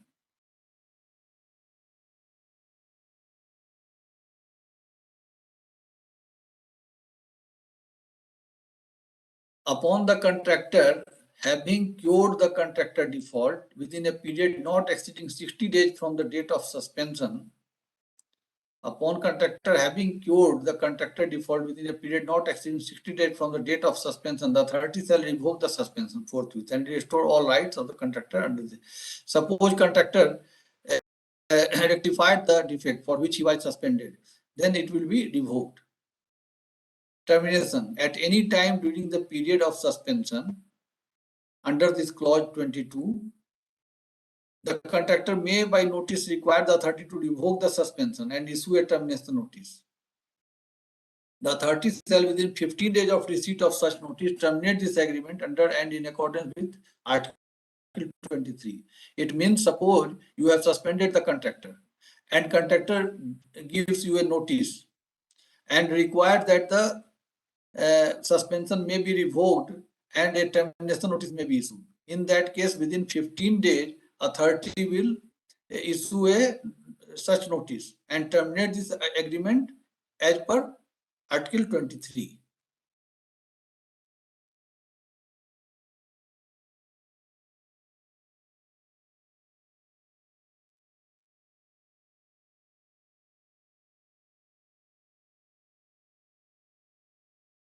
Now, suspension of contractors and notwithstanding anything to the contrary contained in this agreement, in the event that suspension is not revoked within 90 days. Suppose within 90 days you have not revoked the suspension from the date of suspension, then the agreement shall, upon expiry of the aforesaid period, be deemed to have been terminated by mutual agreement. I have already explained it that if you are not revoking the suspension beyond 90 days, it will be deemed that the agreement has been terminated by mutual agreement of the parties, and all the provisions of this agreement shall apply mutatis mutandis. Mutatis mutandis means as it is. It is a phrase to such termination as if a termination notice has been issued by the authority upon occurrence of a contractor default. It means if you are not revoking the suspension beyond 90 days, it will be assumed, it will be deemed that it has been terminated with mutual agreement of both the parties.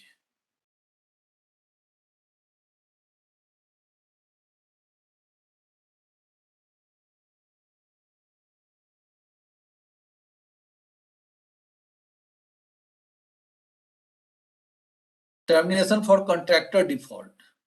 In the event that any of the defaults specified below shall have occurred and the contractor fails to cure the default within the cure period. Suppose some default has been done by the contractor and contractor fails to cure the default within the cure period, or where no cure period is specified, then within a cure period of 60 days, the contractor shall be deemed to be in default of this agreement unless the default has occurred solely as a result of any breach of this agreement by the authority or due to force majeure. The defaults referred to herein shall include following: may be default. The contractor fails to provide, extend or replenish performance security as per CA. Suppose contractor fails to provide performance security or fails to extend the performance security or fails to replenish performance security. If you have encashed a part of the performance security, then it is a default on the part of the contractor and it may lead to termination. Second, after the replenishment or furnishing of fresh PS. Suppose fresh PS has been furnished. The contractor fails to cure within cure period of 30 days the cure default for which the whole or part of the PS was appropriated.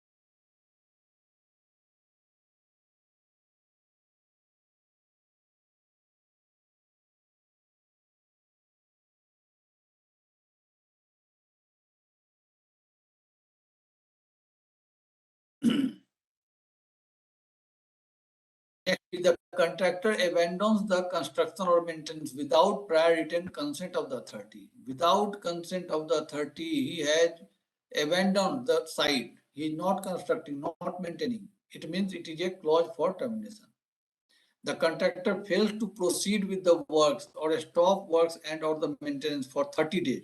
For 30 days, he is not constructing nor maintaining, and such a stoppage has not been authorized by the AE. Then it is also a cause of termination. The project completion does not occur within Schedule J.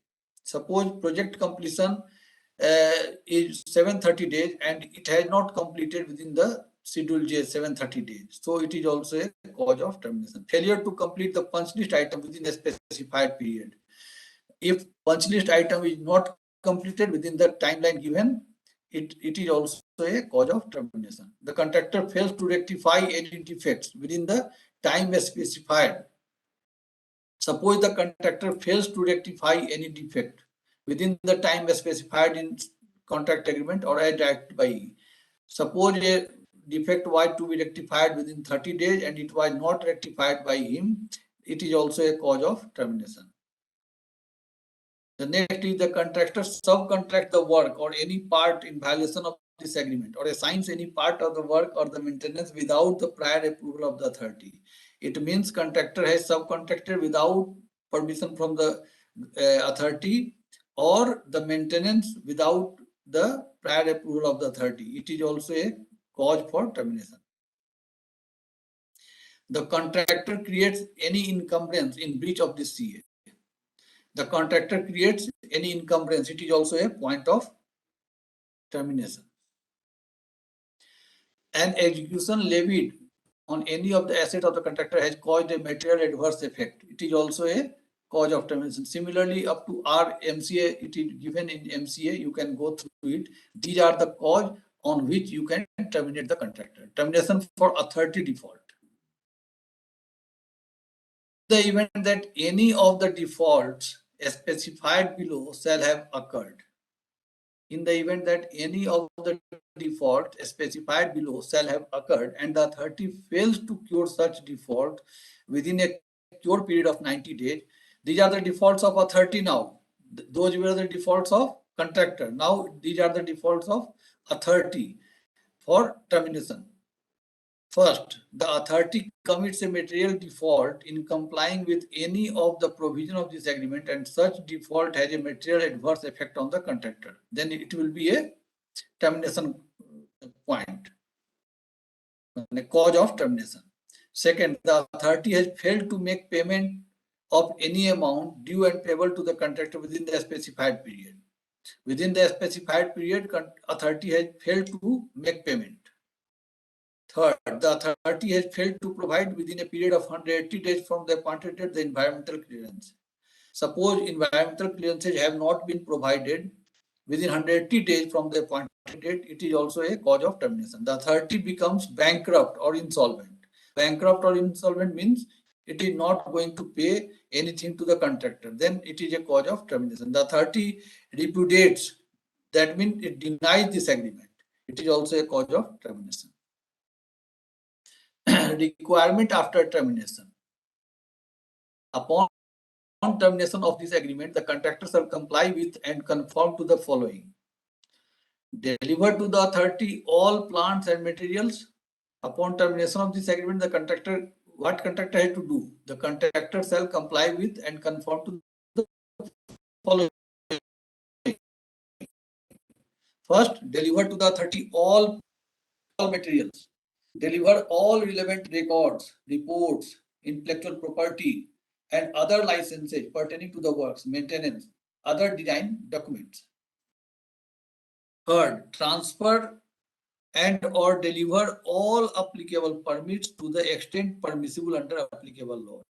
And fourth, vacate the site within 15 days. These are the requirements upon termination by the contractor. Now, termination payment. Upon termination on account of contractor default, the authority shall encash and appropriate the performance security, additional performance security, retention money. Second, encash and appropriate the BG, if any, for and in respect of the outstanding advance payment and interest. Authority may encash BG and appropriate the requisite amount. And upon termination, authority may pay to the contractor by way of termination payment an amount equivalent to the valuation of unpaid works after adjusting any other sum payable or recoverable as the case may be. And upon termination on account of authority default, suppose authority is in default and the contract has been terminated, then authority shall return the performance security, additional performance security, and retention money forthwith. Immediately, you will have to return PS, APS, and RN, retention money. And in cash and appropriate the BG, if any, for advance payment and pay to the contractor by way of termination payment an amount equal to valuation of unpaid works. The reasonable cost as per AE of plant materials procured by the contractor and transferred to the authority. Suppose aggregate, cement, steel has been transferred. HMP, WM plant has been transferred. If they are as per specification standard, then the cost of the same will be paid to the contractor as recommended by, as certified by the authority engineer. The reasonable cost of temporary works as determined by the AE. If suppose some temporary works have been done by the contractor, that will have to be paid.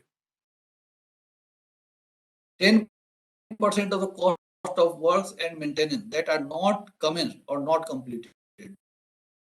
Some of the works are still to be done, then 10% of the cost of the such work will be given because it is authority default. So the contractor is in loss of its contractor's profit. So 10% of the cost of the work and maintenance that are not commenced or not completed will be paid to the contractor and shall adjust from the sum thereof first any other amounts payable or recoverable.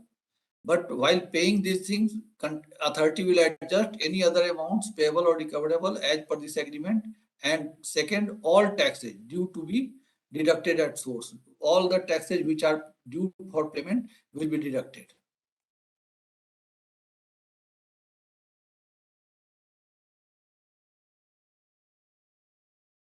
Restrictions on assignment and charges.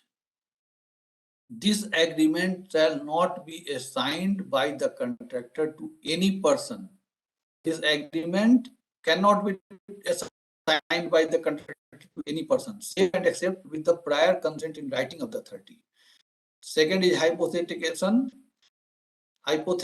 of materials or plant. The contractor may pledge or hypothecate to its lenders any material or plant prior to their incorporation in the works.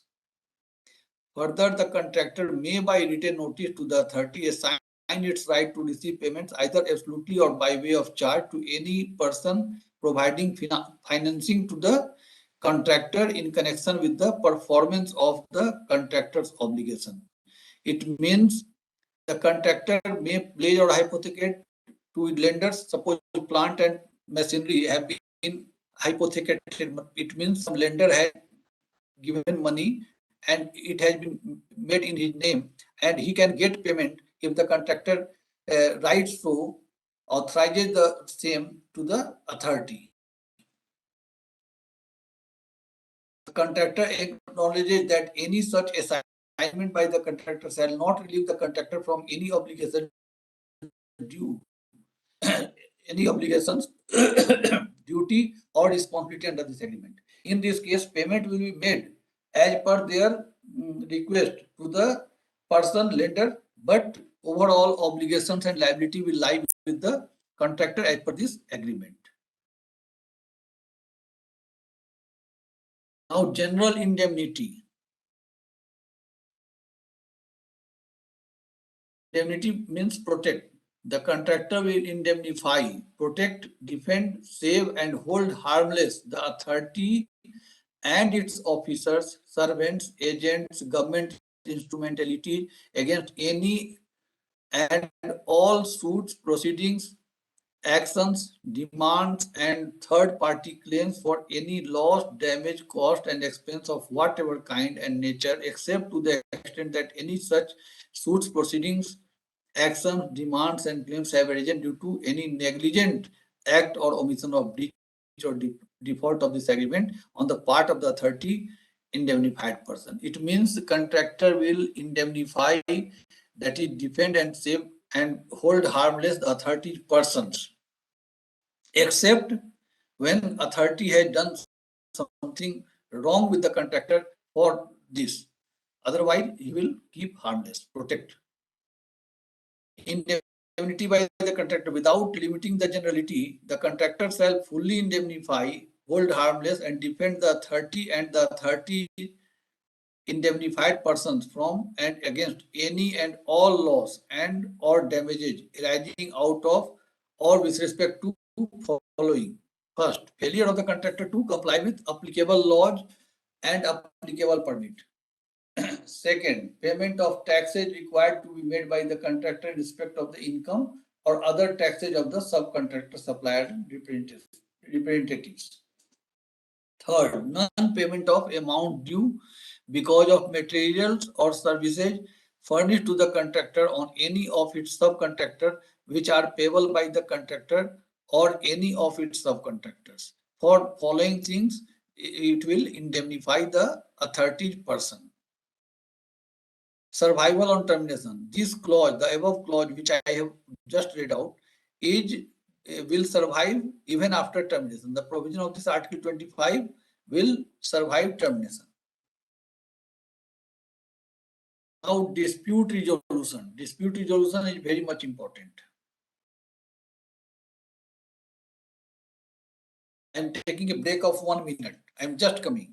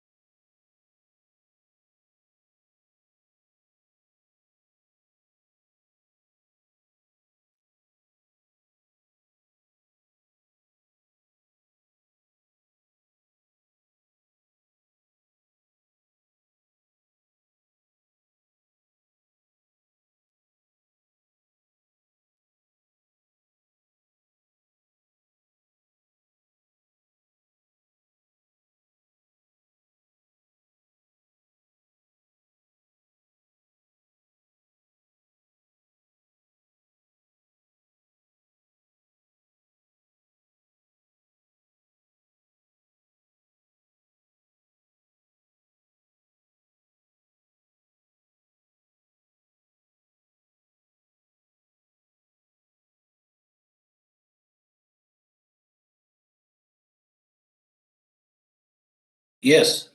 Now, dispute resolution. We have come to dispute resolution.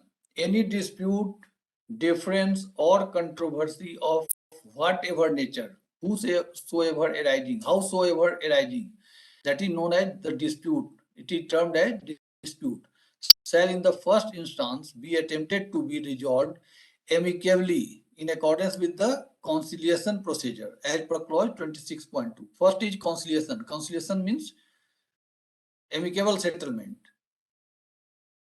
In Hindi it is Sula. The parties agree to use their best efforts for resolving all disputes arising under or in respect of this agreement promptly, equitably, and in good faith, and further agree to provide each other with reasonable access during normal business hours to all non-privileged records, information, and data pertaining to dispute. So, as per clause 26.1.2, the parties agree to use their best efforts for resolving the dispute amicably, promptly, equitably, in good faith, and further agree to provide each other with reasonable access during normal business hours to all non-privileged records. The non-privileged records will be provided by the first party to second party so that he may have adequate information. You have to cooperate during dispute. It doesn't mean that you will not provide the papers. You should provide the papers, whatever is required by the contractor, information and data. All the things should be provided. Now, conciliation. In the event of any dispute between the parties, either party may call upon the authority engineer to mediate. So first of all, it will be authority engineer who will try to mediate. So first of all, in case of any dispute, it will be referred to authority engineer. Authority engineer is third party and he will try to mediate and assist the parties in arriving at an amicable settlement. Failing mediation or without the intervention of the conciliator, either party may require such dispute to be referred to the chairman of the authority and the chairman of the board of directors of the contractor for amicable settlement. And upon such reference, the said person shall meet no later than 7 business days to discuss and attempt to amicably resolve the dispute. In case it had not been mediated by authority engineer, the dispute will be referred to chairman, chairman of the authority and chairman of the board of directors of the contractor for amicable settlement. And once it is sent, this reference is sent to that committee, that board, the said person shall meet no later than 7 business days to discuss and attempt to amicably resolve the dispute. And this will be resolved, this dispute will be resolved after meeting within 7 days. If such meeting does not take place within 7 days, suppose within 7 days this meeting has not taken place, or dispute is not amicably settled within 15 days, or this dispute is not amicably settled within 15 days of the meeting of the dispute is not resolved, as evidenced by the signing of written terms of settlement within 30 days of the notice in writing, or such longer period as may be mutually agreed by the parties. Either party may refer the dispute to arbitration as per clause 26.3. It means if it is not resolved within 15 days, and this will be evidenced by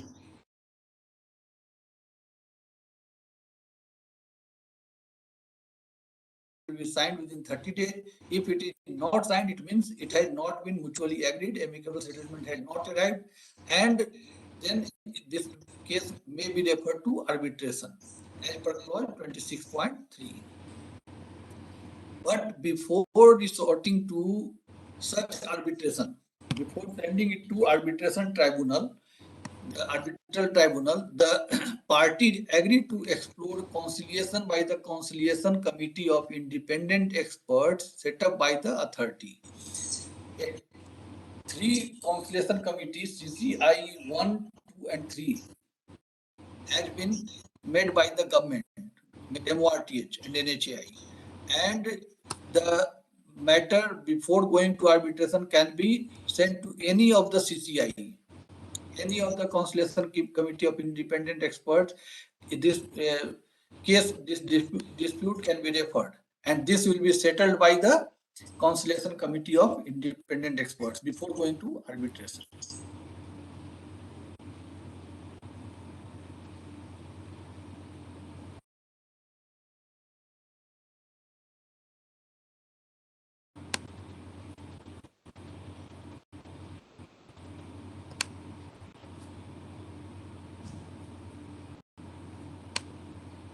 Any dispute which remains unresolved between the parties through the mechanism available prescribed in the agreement will be referred to the arbitral tribunal as per the Arbitration and Conciliation Act. Suppose a 13 engineer failed, chairman to chairman meeting failed, and conciliation committee of independent experts also failed, then this can be sent to arbitral tribunal as per Arbitration and Conciliation Act. The AT shall make a reasoned award, which is termed as the award. As per our agreement, it is known as the award. Any award made in an arbitration held pursuant to this Article 26 shall be final and binding on the party as from the date it is made. Suppose some award has been finalized by AT, then it is binding for both the parties, and the contractor and the authority agree and undertake to carry out such award without delay. And authority and the contractor will try to undertake such award without delay.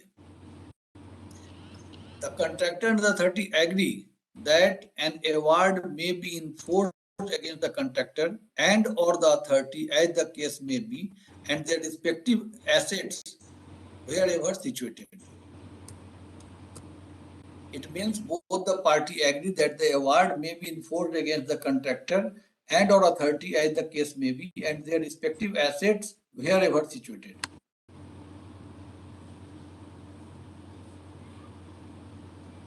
This agreement and the rights and obligations of the parties shall remain in full force and effect pending the award in any arbitration proceedings. So this agreement and rights and obligations of the parties shall remain in full force and effect till the award is pending. In the event the party against whom the award has been granted challenges the award for any reason in a court of law. Suppose contractor has won the case and you have to pay, you have to make a payment of 10 crore. It shall make an interim payment to the other party for an amount equal to 75% of the award pending final settlement of the dispute. Then 75% of the award, that is 7.5 crore, will have to be paid by the authority to the contractor. The aforesaid amount shall be paid forthwith upon furnishing an irrevocable BG for 120% of the aforesaid amount. That is, for 7.5 crore, he will furnish a BG of 120% of 7.5 crore. And upon receiving the BG, he will release the money of 7.5 crore. Settlement of dispute, the aforesaid interim payment shall be adjusted.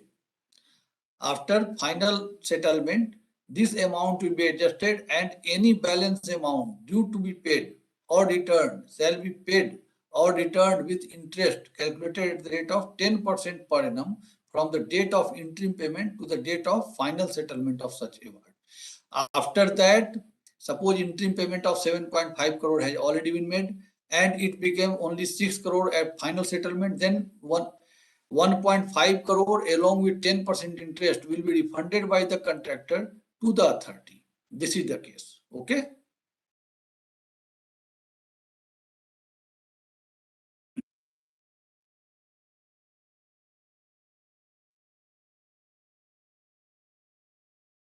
Now adjudication by regulatory authority, tribunal or commission.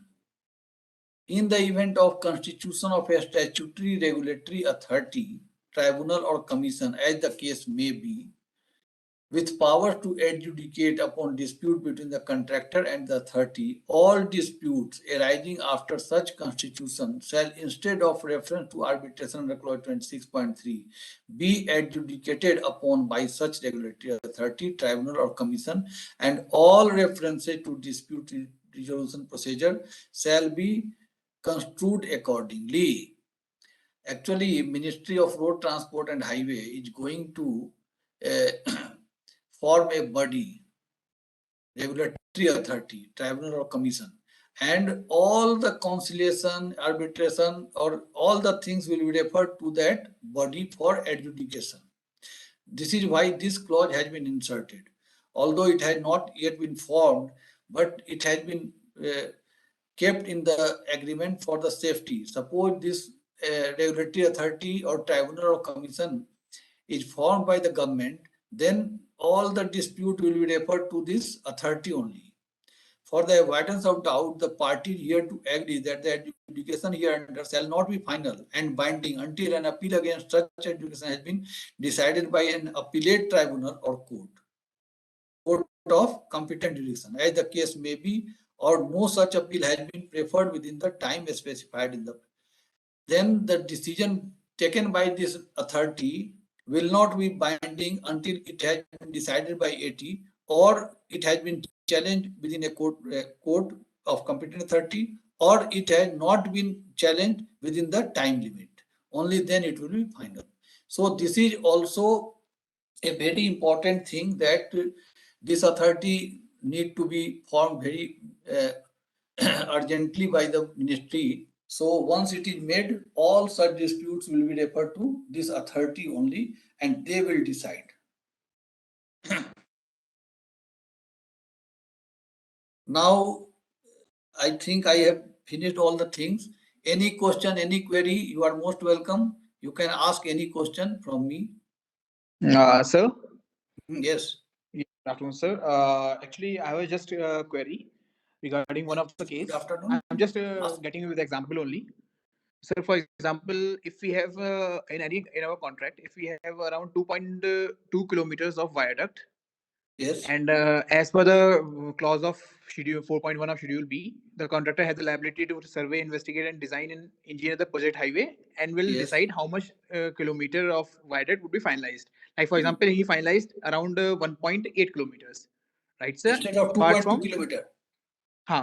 in schedule H, in schedule B, it was written as 2.2 kilometers, and Okay. it come after his design and drawing, he submitted of 1.8 kilometers, Okay. right, sir? Mhm. Now the case is, there are two schedules as per the clauses and schedules of contract. For example, sir, as per the clause 19 of schedule B, it's clearly written that length of viaduct culvert specified in the schedule B shall be treated as approximate estimates, and the Okay. specification standards or any variation in the schedule B will not constitute a COS. Okay. So, and now coming to the another clause, it's written over there in one of the clause, like minimum requirements of viaduct are suggested as 2.2 kilometers. Mm. This they have written in one of the clauses, Okay. right, sir? Okay. And one of the clause of Article 13 states that any change in the specification standards would be a negative COS. Okay. So, sir, in this case, it's a cause once in one of the part in the schedule B, the contract is saying it's an approximate estimate, and it won't the change in specification standards would not constitute a COS. And another clause, it's saying change in specification standard is a COS, negative COS. Then how to go about it, sir? Actually, in Schedule B, we uh, never specify dimension. Rising dimension in Schedule B, suppose you have given a 3 into 25 viaduct, Sir, and now they are constructing more than that or less than that. sir, If 3 they are, into they are 25, 1 minute, if 3 into 25, or as you told 2.2 kilometer, 2.2 sir, kilometer you have mentioned, na?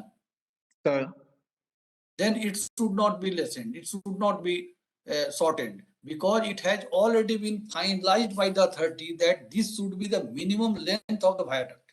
So it should not be minimized.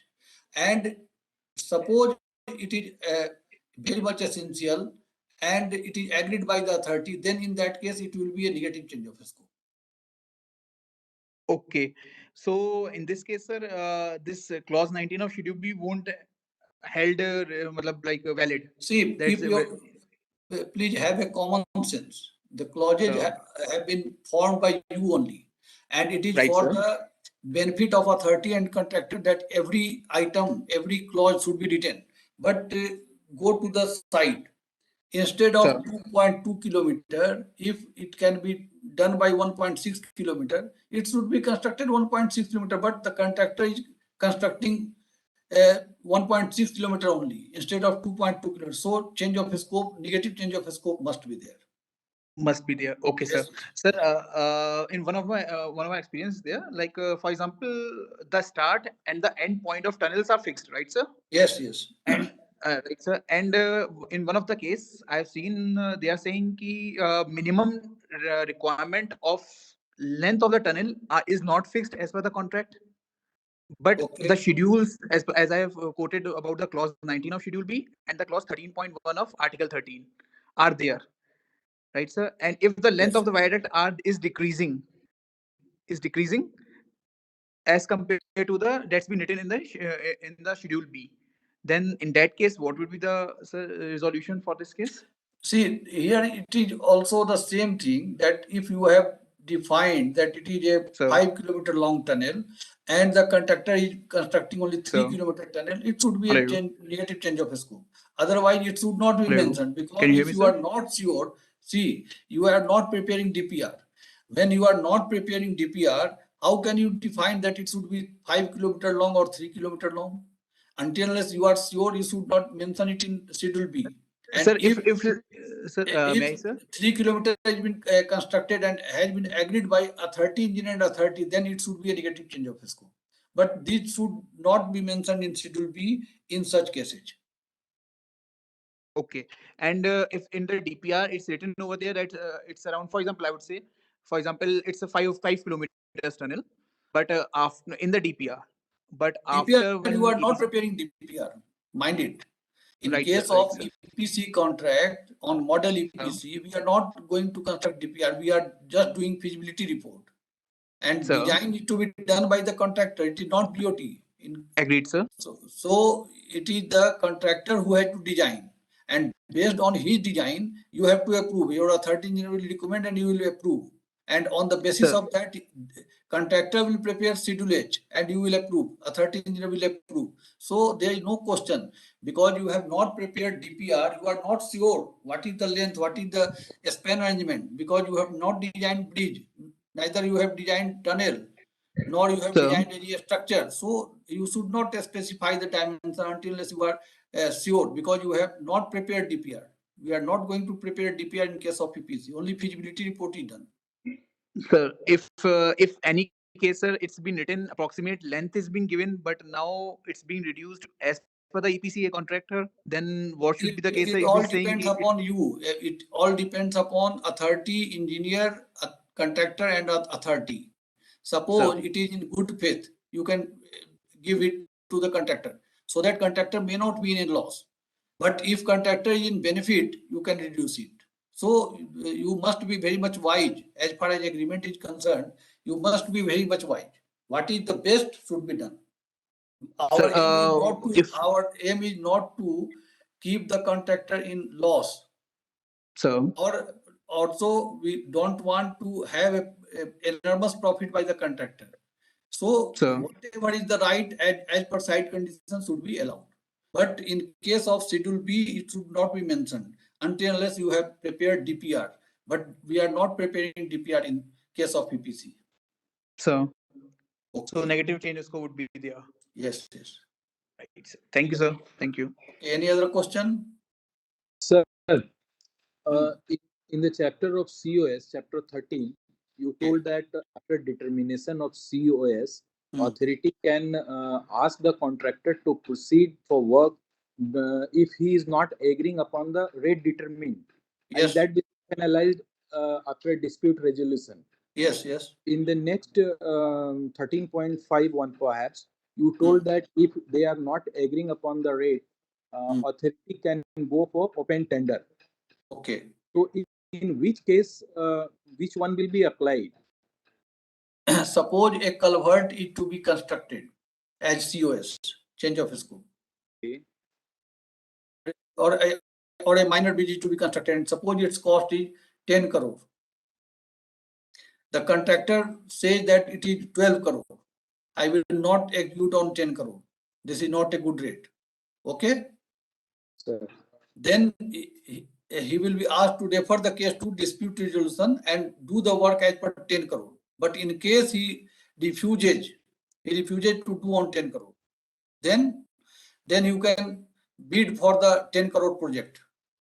And in case bidder has come and suppose he has quoted 10 crore, then your contractor, your existing contractor, can get the work if he is ready to do on 10 crore and provided his bid is within 10% of 10%. L1 and he is ready to pay 2% additional. Only then he will be allowed. Otherwise, he will not be allowed. And the new contractor will execute the work. Sir, Clear? sir, but suppose, sir, if change of scope was due to change in specification of some of the items, Okay. and the contractor is not ready to execute on the determined rate by authorities engineer, and authority goes for open tender, and somehow the situation arises that the current contractor is not able to take that part of the work. That part was the change in specification of some of the items, and a new contractor arrives in the scene for execution of that particular item. It will not create some sort of problem. It has been written in the agreement that the existing contractor will cooperate with the new contractor. So in case he is not cooperating or he is doing something wrong, A will recommend and accordingly action can be taken including termination. So contractor has to cooperate with the new contractor as per the agreement, terms of agreement, failing which you can suspend the work or terminate the work. Sir. Okay, sir. Thank you. Any other question?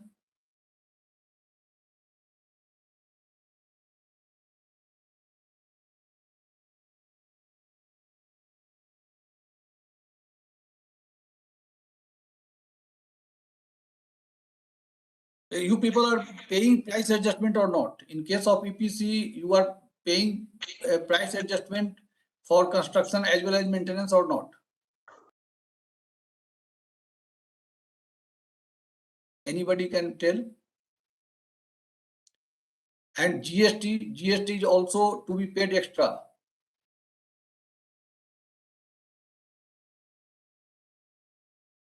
See, as per terms of the agreement, everything should be executed. In case of construction, you have to pay as price adjustment as per WPI. In case of maintenance also, you have to pay price adjustment as per WPI. So please go through it. Please follow the concession agreement religiously. Otherwise, it is very difficult to implement EPC project. EPC project is a very good project, and if handled properly, it is a very good agreement, and work can be executed within time frame. Any other question?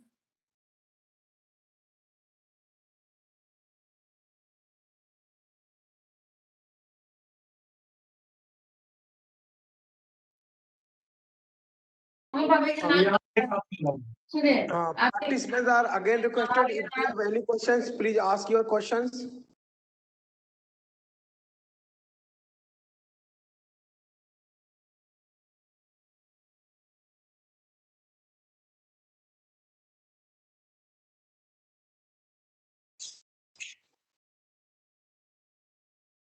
Sir, I think that there are no more questions from the participant side. So now we can conclude today's session. Sir, thank you very much for sharing knowledge about the EPC contract agreement. And I think that the participant will learn from your lecture, sir, and try to implement all those things which they have learned during last 2 days. So thank you very much, sir.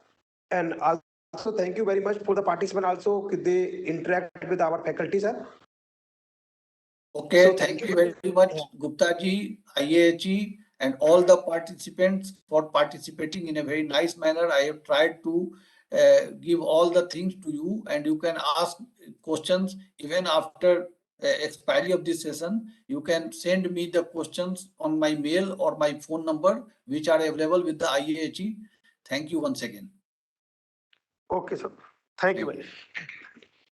Neeraj ji, please finish the meeting. Thank you, sir.